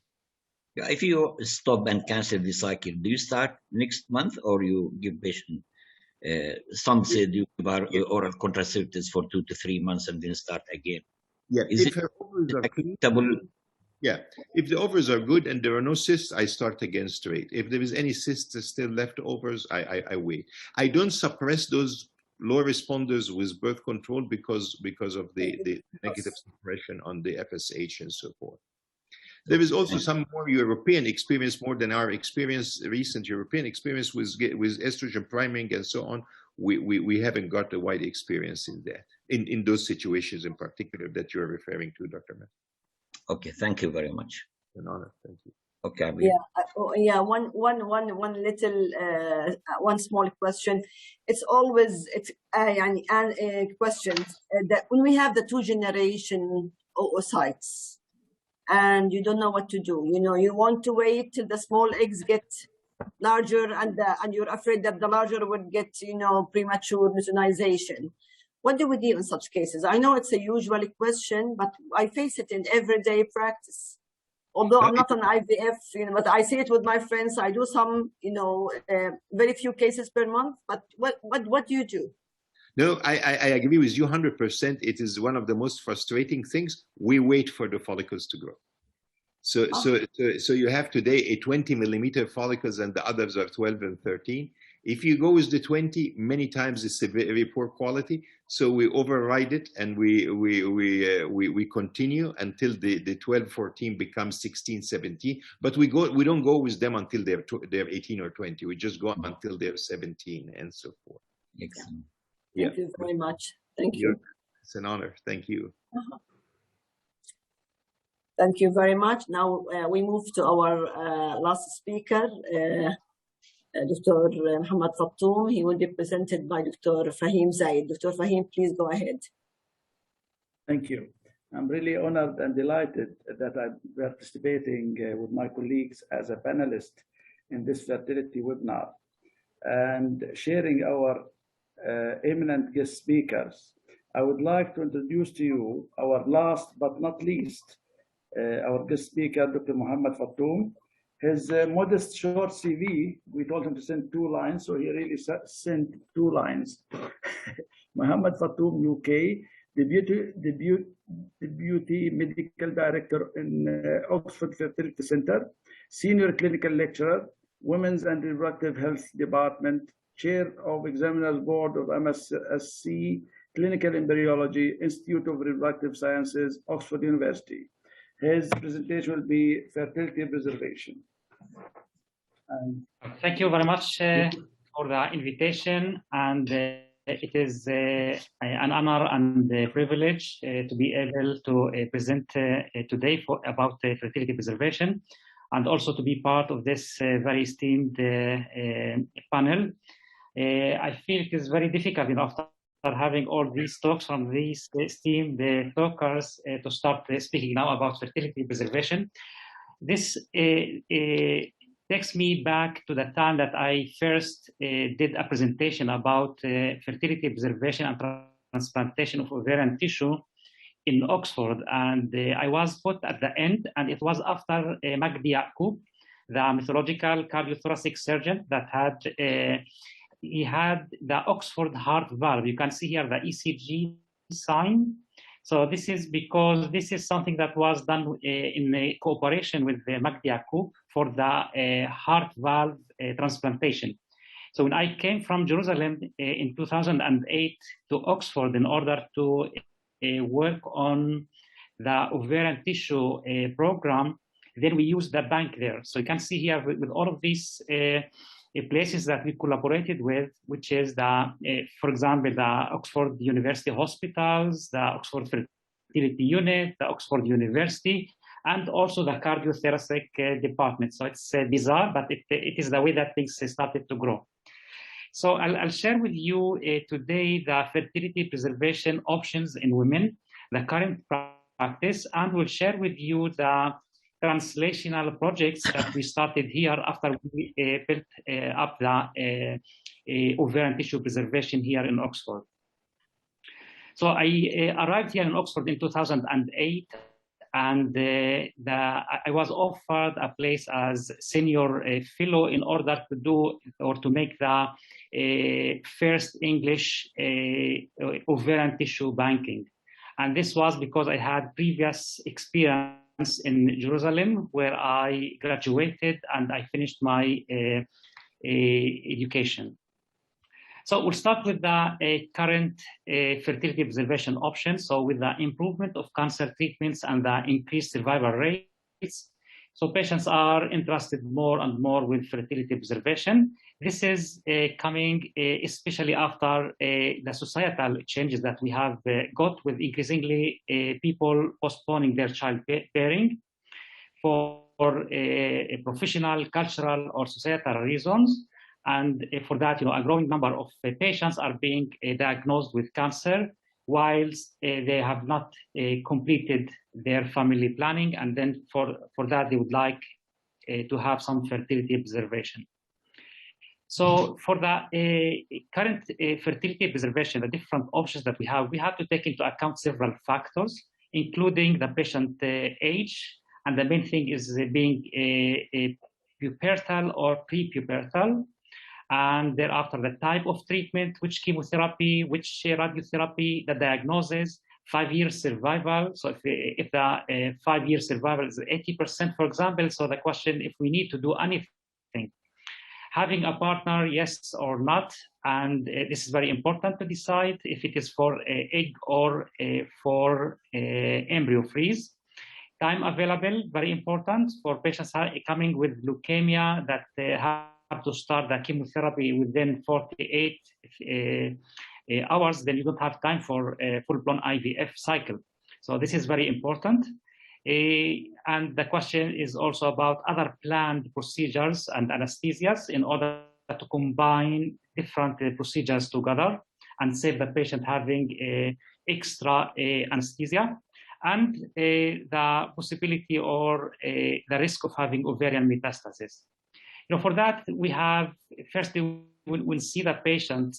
We try to quantify the gonadotoxicity of the protocol that they are having. And for that, we have lots of databases. One of them is the American Society of Clinical Oncology, but we have some others like the HFEA from the last 1-2 years. And you can see here that we categorize the risk for high risk, intermediate risk, and low risk, while we concentrated with the high risk, with the 80% risk of treatment-induced amenorrhea. This was the start of our program, and then after, as we went with the project, we started to loosen the indications. So this was our protocol for the indications for the fertility preservation.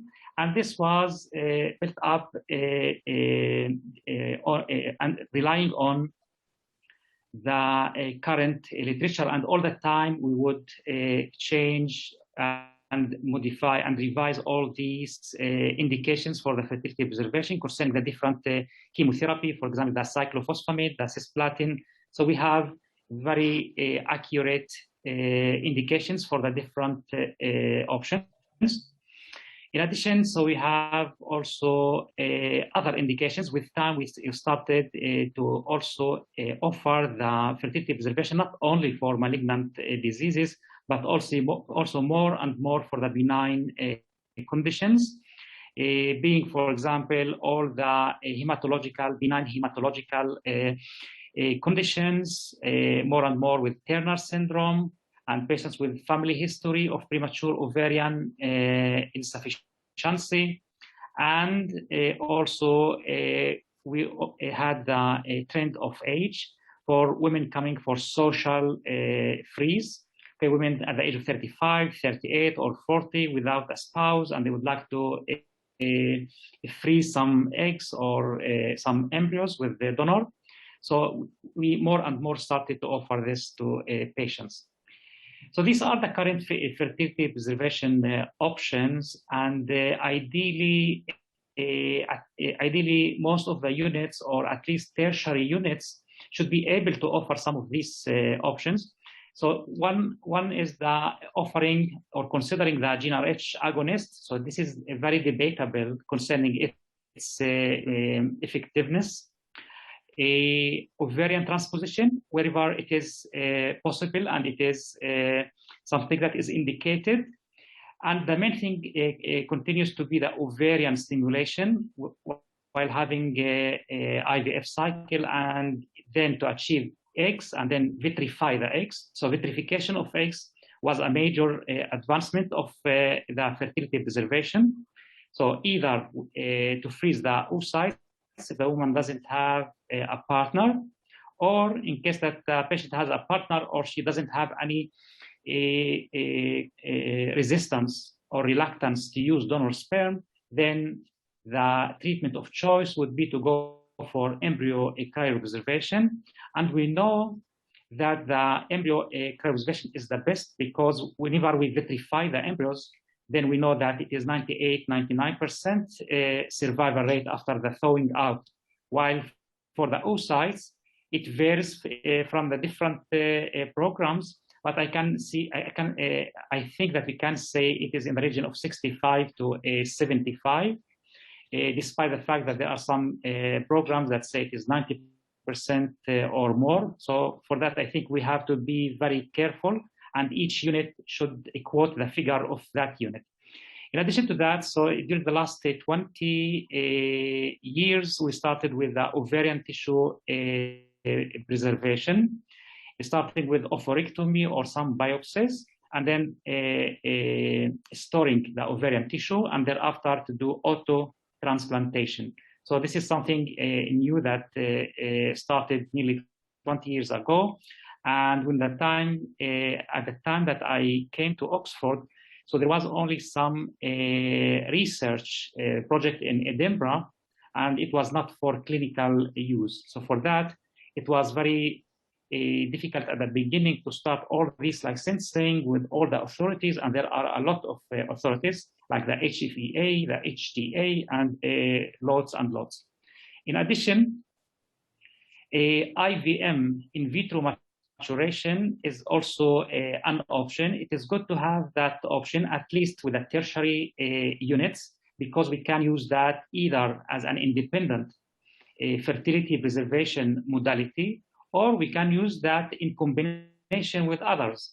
For example, whenever we do ovarian biopsy or ovarian tissue preservation, we can puncture the small follicles, the antral follicles, and take the immature eggs, and then we can do the IVM in the lab, and then we can carry on with this, with vitrification of the eggs, or with fertilizing them if possible, and then freezing them as embryos. So this is another reason. So I listened to the previous talkers, and then IVM looks a good option to have in some of the, at least some of the IVF units, in order to deal with the high responders or with the low responders that do not respond to the stimulation.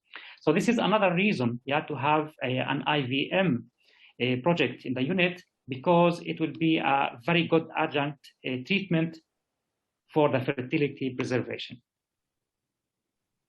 So whenever we see a patient coming for fertility preservation, usually it is a cancer patient, so we have to discuss all options, including, and usually I start with the option of do nothing, and giving the patient the opportunity to decide that they would like to focus on their oncology treatment and not to do anything. In that case, if the patient is low risk, so most likely would be fine.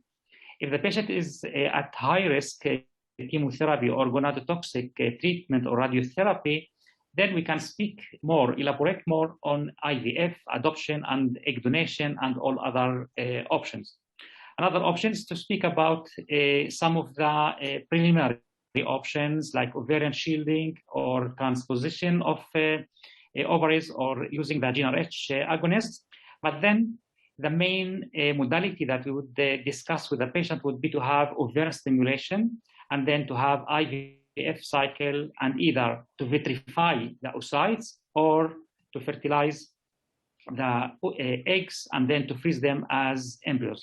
Another option would be to do IVM. So again here, for adult patients that there is no time for them to have IVF cycle, we can do IVM at any stage, and then we can try to retrieve the immature eggs and then either to vitrify them as immature or ideally to mature them with IVM and then to vitrify the eggs or fertilize that with a partner sperm and freeze them as embryos.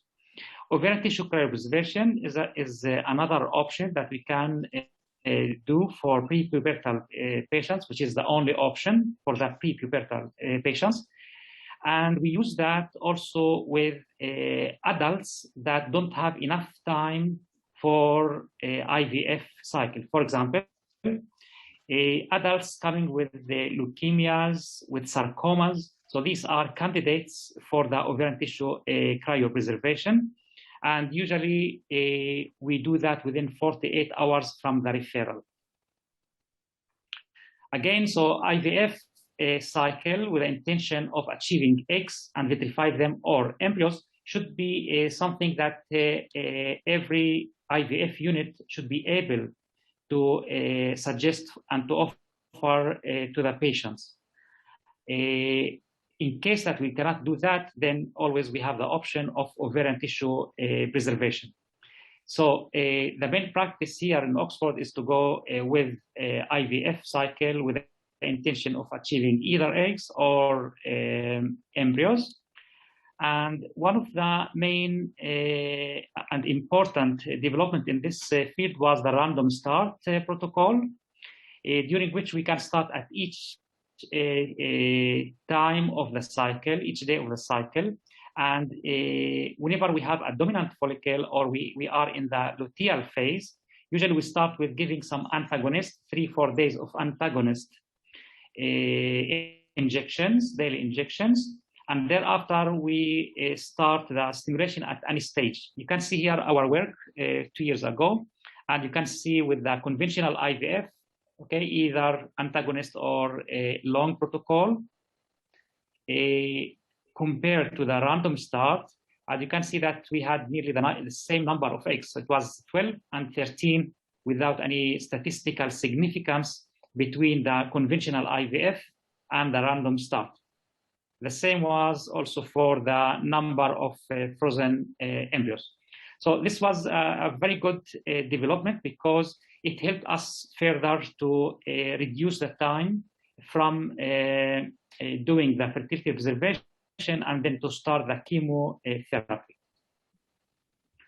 You can see here, in case that we went for the egg freeze, which is the second best option for most of the adult patients, numbers are very important. And the vitrification of eggs added to the success rates. So if we go for the slow freeze, it used to be something between 2 to 5% chance of survival after the freezing. While with the vitrification, it could be something, I would say 65 to 67.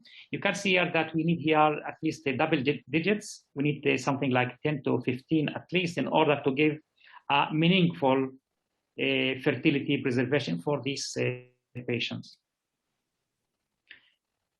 We move now from the IVF XC to the IVM. So again, IVM is an option that we can offer to our patients that don't have enough time for the IVF cycle and the stimulation. So usually all it takes, we give, here in Oxford, we give a HCG, and thereafter we do, without having any stimulation, we do the egg collection of the small follicles, and then we achieve the immature eggs, and then using IVM media, we reach the maturity, and then we can freeze them, vitrify them as eggs, or again, we can also use the donors or partners' sperm. I think I'll stop by saying donors. I'll carry on with a partner, yeah? Okay. So here we have the eggs and the IVM, the way that they mature in the lab. And the main problem with the IVM is that the eggs are not competent enough, and thereafter the pregnancy rates are less than IVF. So you can see here with a study that we did here in Oxford, we compared IVF versus IVM, and you can hear with the live birth for that study that we did, so it was nearly 40% pregnancy rates in IVF, while in embryos from IVM, it was 16.5. Usually here in Oxford, our numbers are something like 40% live birth for the IVF, while for the IVM, it is nearly 50% only. So it is nearly 20%. So for that, whenever it is possible, we go for ovarian stimulation and then a vitrification of either eggs or embryos. Second best would be to go for IVM if possible, and we don't do a lot of IVM because most of our patients can have the IVF cycle. I move here to the other modality, the ovarian tissue cryopreservation, and the idea here with the ovarian tissue is to take an ovarian tissue and where we can find hundreds and thousands of follicles instead of 10 eggs or 20 embryos maximum that we can have in IVM or IVF cycles. So this is the main advantage of the ovarian tissue preservation. Usually it includes having an operation. We can do that in either in a laparoscopic approach or open approach. And then we can take ovarian tissue. We can either take the whole ovary or take biopsies from the ovaries prior to the chemo or radiotherapy. Then we freeze all the tissue. We cut it to small pieces and freeze it. As an adjunct to this ovarian tissue preservation, usually we try either once we took the ovary ex situ inside the body, we start to aspirate with the needle, with a syringe to aspirate these follicles, and then we can find eggs there and we can do the IVM for them. For patients that we don't do oophorectomy and we take only biopsies, before we start to take the biopsies, we go with a spinal needle, during the laparoscopy, and we start to aspirate these follicles before we take the biopsies, and then we get also eggs. To add to that, also, whenever we start to process the tissue, you see that some eggs come out and you can find them in the media after you finish your processing. So also these eggs can be found and then matured with IVM, and then we can use them. So you can see here during one laparoscopy, we did the percutaneous video-assisted oocyte retrieval. So this is the laparoscopy before starting. So we have this spinal needle, okay? And then we start to take all these small balloons, all these small follicles. We start to aspirate and take the fluid, and then we look for the and usually we find something 8 to 12, sometimes we found 20. So it is possible.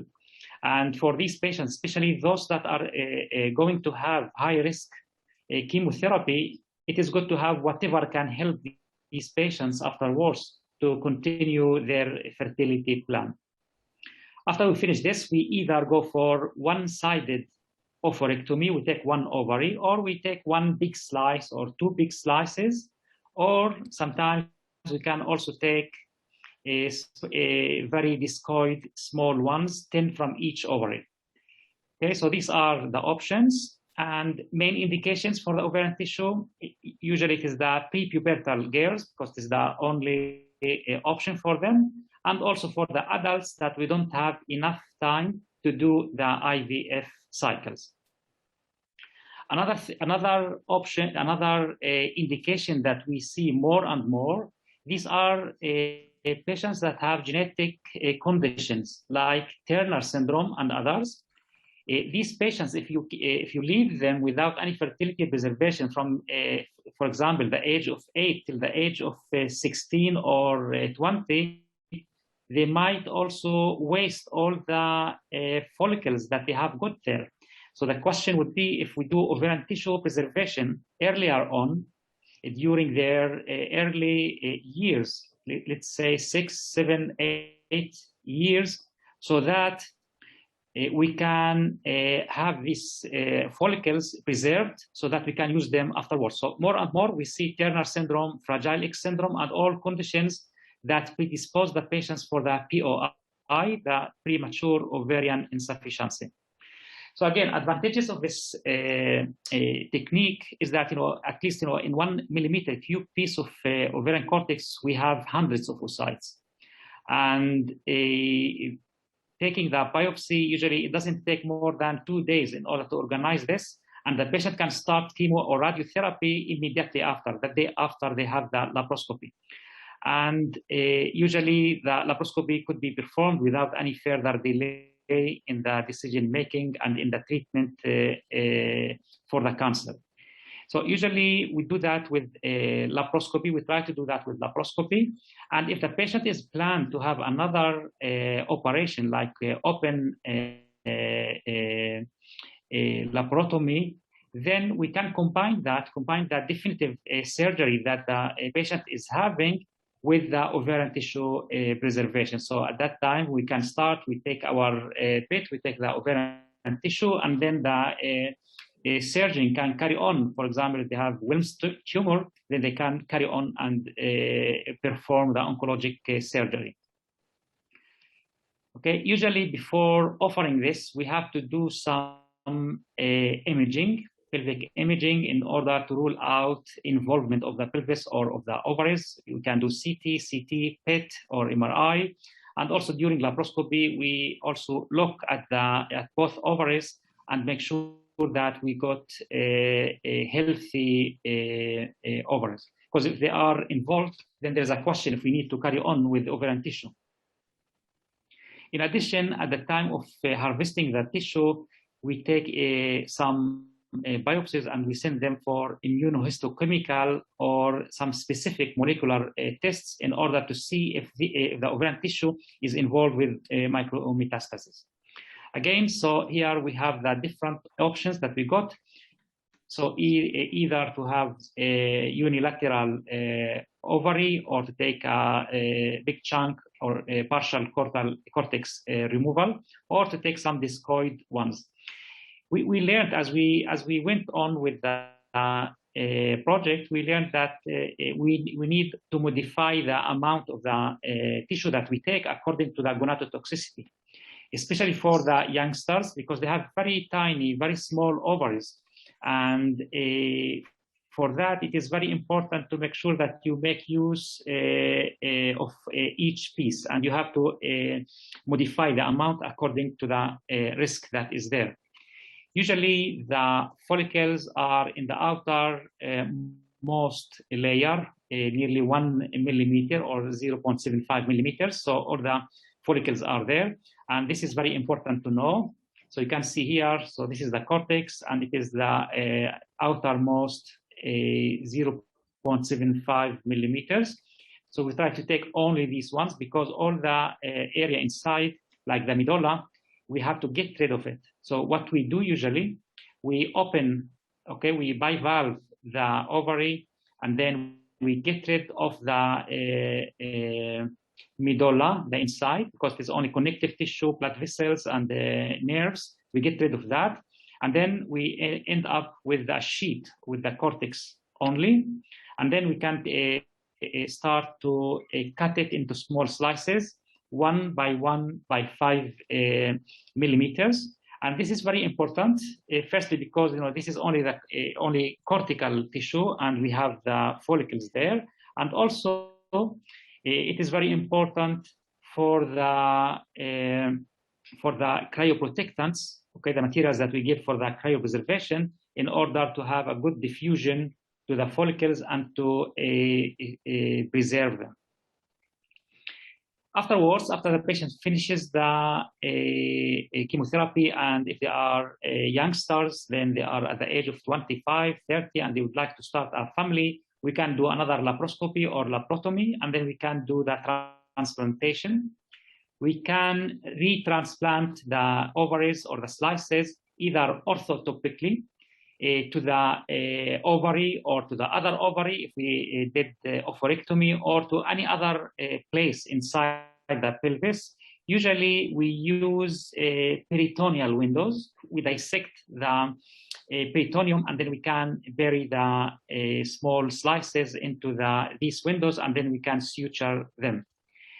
Also, there's another option of heterotopic transplantation, for example, in the abdominal wall, under the skin, or in the arm. So this is something that was also achieved. The problem with that is that once we get folliculogenesis, then we have to carry on with IVF. So imagine that you have a follicle at in the skin, then you have to take it because it is far away from the tube. So you take it out, you do IVF, and then put it back.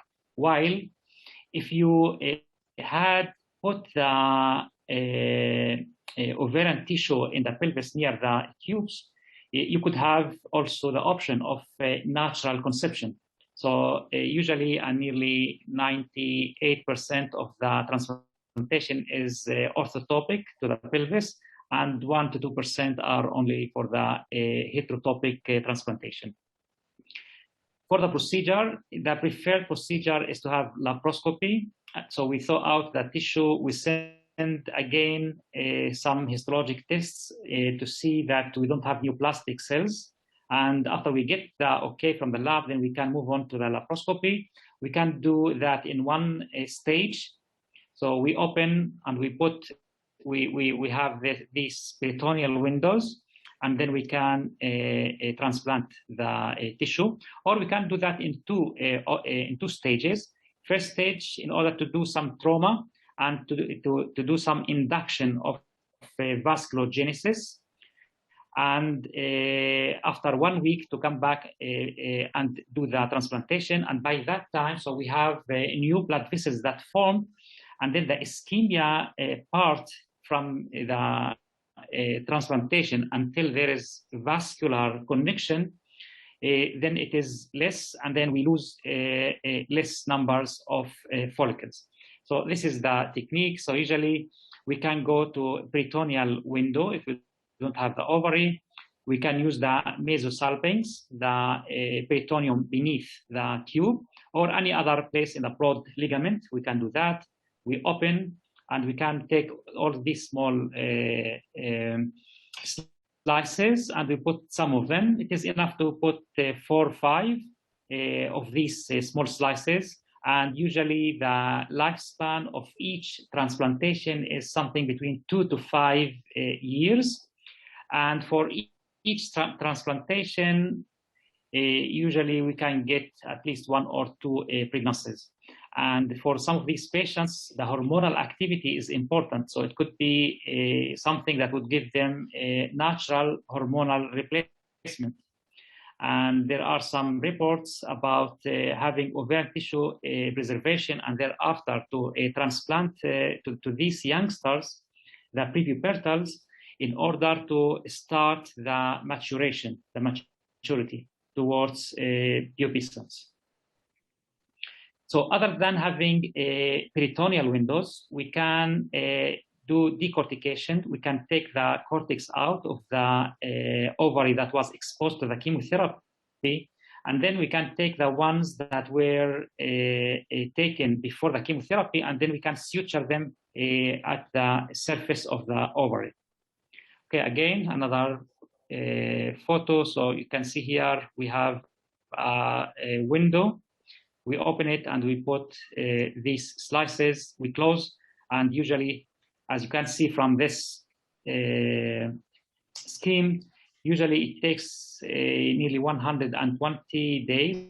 So we are talking about 4 to 5 months in order for the woman to start to show activity. So usually the estrogen starts to go up, and as a result, the FSH and LH go down. So this is the first sign that we have some activity with the ovarian tissue that we get. You can see here from the first publication about the first pregnancy in 2004, and now the last review was in 2020. So we had nearly 20 cases of transplantations and live births. So this is a very good development, and that means that more and more this should be also introduced, at least in some of the tertiary units, in order to give this opportunity, this option to at least to the prepubertal girls. So we reached thus far, and now there are lots of challenges that we couldn't before deal with, and now we can deal with, or we can also offer some other treatments. You can see here, if we have twins and we have one with for some reason with the premature ovarian insufficiency, we can do simultaneous surgery. So we can take a fresh ovarian tissue, and we can at the same time take it from one operating room, number 10, and then we go for the neighboring operating room, and then we can directly and immediately transplant this to her identical twin, for example. So more and more we are starting to have more fresh ovarian tissue preservation. So these are the different options, and as said, so IVF, ICSI, vitrification of eggs, or natural cycle, or IVM, and now so we started to have the ovarian tissue. So more and more we are going to move to this side of this diagram with things that they are still in their experimental area, like all this science about fertoprotection, all these studies about nanotechnology and taking some medications or some factors, some drugs, and injecting it into the ovaries, for example, in order to protect them against the chemotherapy. In addition to that, so this also the horizons of in vitro follicle growth. And this is an option that usually is offered for patients that can have, for example, hematologic diseases like leukemia. So most likely, because the leukemic cells are in the blood, they are also involved in the ovaries. So in these cases, you cannot take the ovarian tissue and transplant it into the patient after they have got remission. So this is very important to move on and continue and develop it until it is something that we can offer to the patients. So all of that, including also follicle transplantation. With follicle transplantation, we mean that we go for the ovarian tissue, and then we can take the follicles, single follicles, and then we can transplant them as single follicles. And by that way, we believe that the load of the cancer cells, the micrometastases that could have been inside the ovaries is less and less, and even nearer to nil. So one of the main concerns is the incidence or the existence of micrometastases in the ovarian tissue. And for that, we started translational projects on in vitro culturing of follicles. Okay, usually the way is to have 3 steps. Again, this is still in the research area. And so firstly, we have the in vitro culturing of the ovarian tissue. And once we reach the pre-antral phase, we move then again, and we take the follicle, and then we have single follicle culture, and we carry on with its maturation. And there was 2 years ago the recent report about having M2, and this was the last that we heard about having M2 with in vitro culture. So it is still not that efficient, and it's not for clinical practice, but this is something that is going on. And I think in the coming decade, this would be something that will take forward. Another new concept for new and innovative ways is what we call the reaggregated ovaries. This started in 2000 with the EPIC group, where they took ovarian tissue from the mice, and then they disaggregated the ovaries into single cells, and then they took the eggs and put them aside. Yeah, isolated the eggs and also isolated all the stromal cells. And then they put them together. So they took the single cells and they took the eggs and put them together. And then they have, and then they paid attention that these made the follicular units. So they have repelled themselves, and we call this the reaggregated ovaries. And he managed to show that with this, we can get mature eggs. And if we look at mice, he also managed to have offspring. He also, with the studies that he did, so he took, for example, eggs from mice, and he took stromal cells, granulosa cells from rats. So he tried to do this chimera, and he also managed to show that these structures that form whenever you intermingle them together, so these are follicles, and they are capable of doing the maturation. So if we take this further, so this is also with the mice. Okay, so this is another from EPIC group, and here from Oxford, the other one. So here you can see the egg. This is in reaggregated ovaries. So we took only an egg at the beginning alone, and you see here, after you put all the stromal cells, they reform the follicle.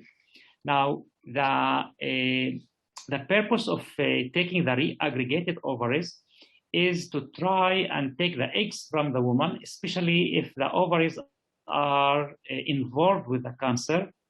We can isolate the eggs, and we can take granulosa cells and other stromal cells possibly from another woman, or from another from the other ovary, and put them together.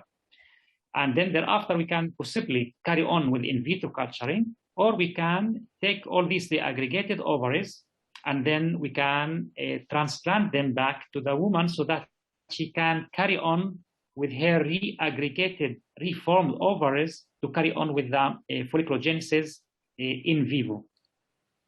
So this is one option. Another option, also another translational project that we started, is to take the ovarian tissue and try to culture it into on 3D cultures with scaffolding, with matrigel and others, hydrogel and others.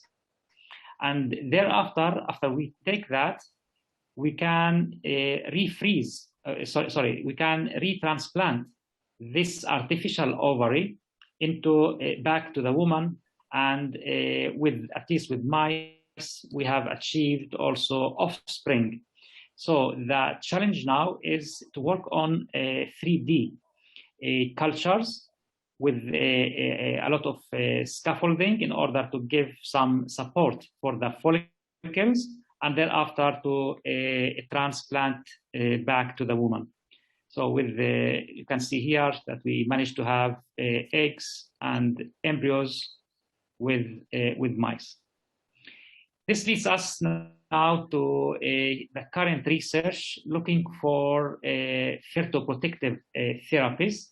And there are lots of candidates for that. One of the main candidates is the mTOR inhibitors like rapamycin, and also more and more, I think we'll hear about the AMH, the anti-Müllerian hormone, as one of the fertoprotective therapies, so that whenever a patient comes, for example, for fertility preservation, we can offer them either to have the fertility preservation or to give them some injection, either systemic or locally into the ovaries of AMH, for example, or any other fertoprotective therapies as here. Again, it is still at the beginning of the research in this field. To summarize, so it's good to have all these options ready and available and feasible and affordable for most of these patients. For some of these services, like having IVF or egg freeze, so all units should be able to offer this.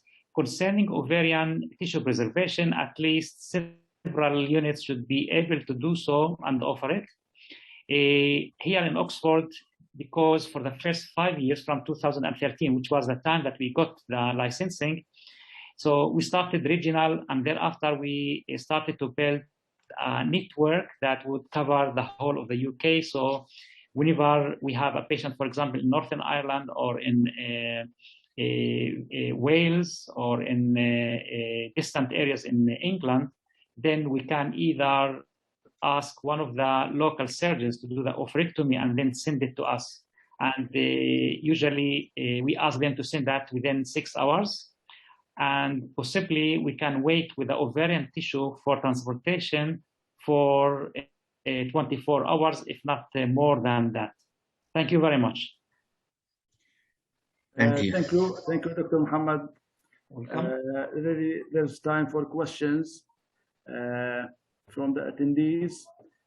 Ahmad Zibda.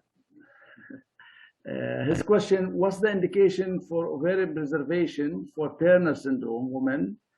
Do you karyotype them to see if they are mosaic as well? And does this make a difference? Okay, so firstly, by the time that the patient is referred to us, most likely they have karyotype. Otherwise, they wouldn't have the diagnosis. So usually, yeah, they come with the diagnosis, and then we know if we have 45XO or if we have the mosaics. Now, usually we do AMH and we do some tests in order to see if the patient has some remnants of ovarian activity. So one of the commonest tests that we sent for is the AMH. So if the AMH is fine, you can wait with that. You know, if you have a girl with the Turner syndrome, 6 years old, you don't need to rush into having the procedure. So you can do every 6 months, do AMH test. If it is stable, there is no need to rush into doing something. But if you see that there's some trend of going down, then you can do so. Now, if we have any sign of activity, of ovarian activity with the eggs and follicles, then it is we go for the procedure, even though the patient is 45XO or if it is mosaics. It is only that with the mosaics, most likely we are going to have more follicles. And usually it is the earliest, the best. So if we have, if we start early with a procedure, it is better. Otherwise, we are going to waste the small amount of follicles that we already have with these patients. Does this answer your question? Yes. Yes, but you cannot His reply. father is answering in his behalf. Thank you. The one who asks is not here, but his father is here. Thank you. Dr. Fahim, can I ask a question, please? I'll talk to him later. No worries. Dr. Maher, please. He's going to ask a question, Dr. Muhammad. I just want to ask you about the culture media. When you take the ovarian tissue, do you preserve it like you preserve the embryos and the eggs? Is it the same kind of thing, preservation? And then when you put it back in the peritoneum, what's the success rate? What percentage of those survive out of 100, for example? Because we had a similar case in my unit and we were not sure about how to preserve the tissue. That was the dilemma. It's mainly in the lab work, isn't it? Yes, it's in the lab. There are some modifications that we needed to do in order to abide by the European guidelines. I'm happy to share that with you if you wish. It is similar, but there are some modifications. And concerning also the thawing out, so it has to be stepwise and gradual. And I'm happy to share, the things that we do here, because it needs to be done accurately. And most likely you'll get the results that are being reported now from several units all over the world. They don't do vitrification. And by when? Yeah, excellent. Very good question. So the first few pregnancies and live births were from slow freeze. So for this, we got stuck to the slow freeze, and most units in the world, they use the slow freeze. So this is, I guess, the trend of going for vitrification. But from the studies that were done on mice, so vitrification and slow freeze are equal. So they are equi-effective, and they could be also offered for both. But now, in order to get the licenses and in order to show that we are doing something that would work, I had to take the slow freeze because this was the protocol that we had all these pregnancies. So I could come to these authorities and tell them, okay, I'm doing the same protocol that we had live births from. And now it is very difficult to change that. But I think when time comes and whenever we have more data accumulated, we are going to maybe shift towards the vitrification. But in the meantime, there's no need. Dr. Fahim, may I? Dr. Mazen, yes, please. Thank you, Dr. Fatoum. Do you think reaggregated ovaries technique can be useful in the future in PCO patients or in patients with premature ovarian insufficiency? Very, very good question, because here, these PCOS patients and also with the POI patients, for example, if we take the Turner syndrome, so they have some problem with the granulosa cells function. So in that case, you can take all these eggs, and then you can take the granulosa cells and other stromal cells from another woman, and then you get the maturation. You keep the genetic line because you use only afterwards. You use only the oocyte. Then yes, it is an option, and I think this is something that could also work in the future. So it could be either by doing the reaggregated ovaries in vitro, and then we can give some factors there to stimulate the folliculogenesis and the maturation, or we can, after we reform it, then put it back to the woman. Thank you. You're welcome. And Dr. Fahim, can I have a question, please? Yes, Dr. Abir, please. Is there, and thank you, Dr. Fatoum, for this very interesting ongoing advance in fertility preservation. My question, is there an age limit for ovarian tissue preservation? Because the ISHRI guidelines, they didn't go beyond 37 years of age. So do we have an age limit for ovarian tissue freezing? Yeah, I think, okay, so there are two ends, when we start, if it is, which age, 1 year old or 2 years old or 40, 45, So let's start with the first side. The earliest that we did was 2 years old girl, So I think there shouldn't be any limit. Because afterwards, when this patient becomes an adult and she has a problem, the first question that she will ask, why didn't you do that? And then we have to have good reasons why we didn't offer that. Now we go to the other end, we go to the other extreme, to the which age? when we started here in Oxford in 2013, so the upper limit was 40. But with time, because there were no pregnancies that were reported, and also because a problem with the funding, and in order to offer this treatment to the patients that will have benefit the most, then we went to the 37. If you ask me, I think till the age of 40, we should offer that, because who are we in order to decide for the patient at the age of 39 that her ovaries are not good enough? Because still we have some follicles there.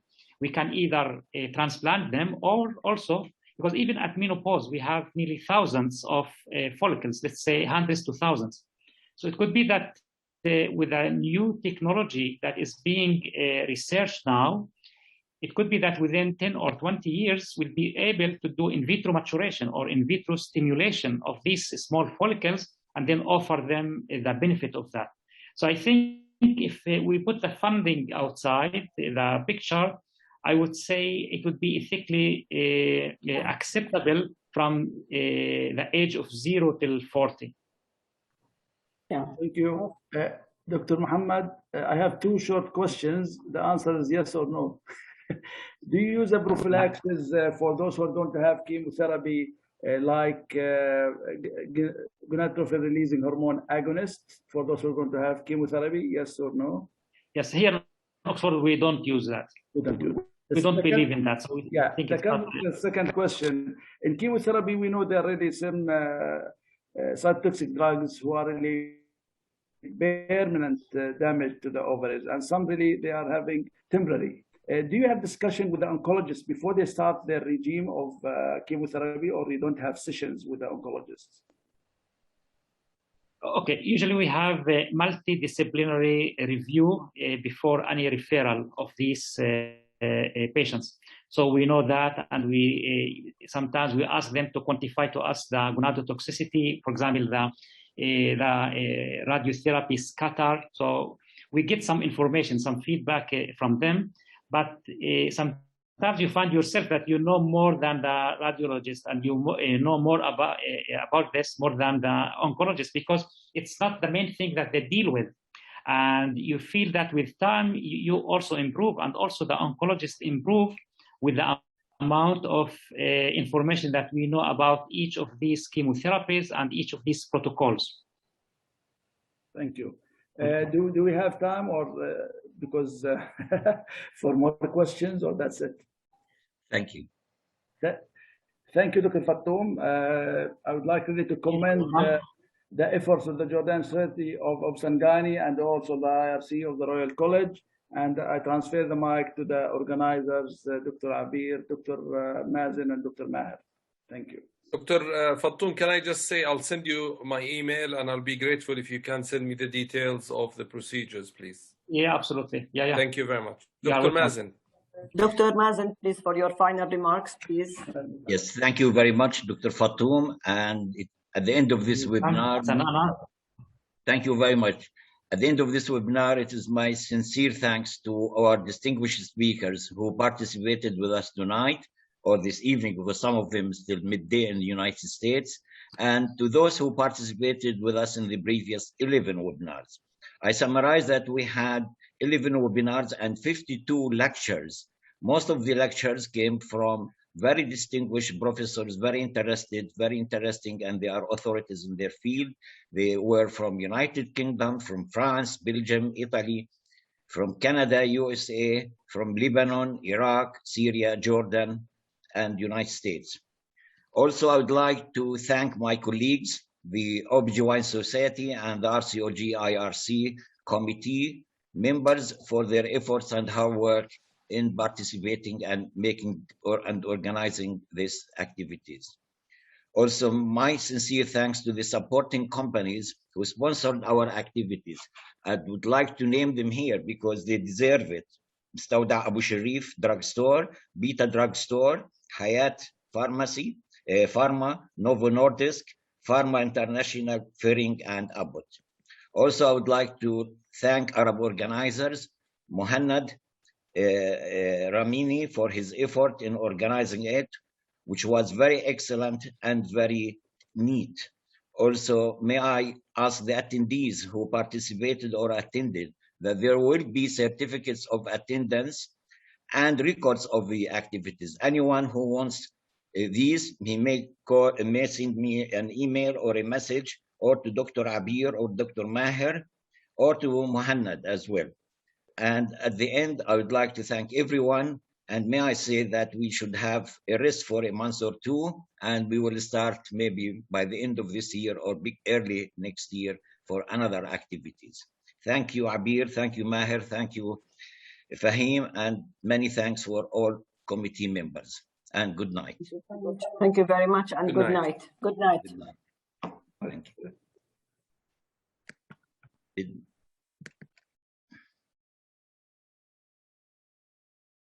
خلصنا.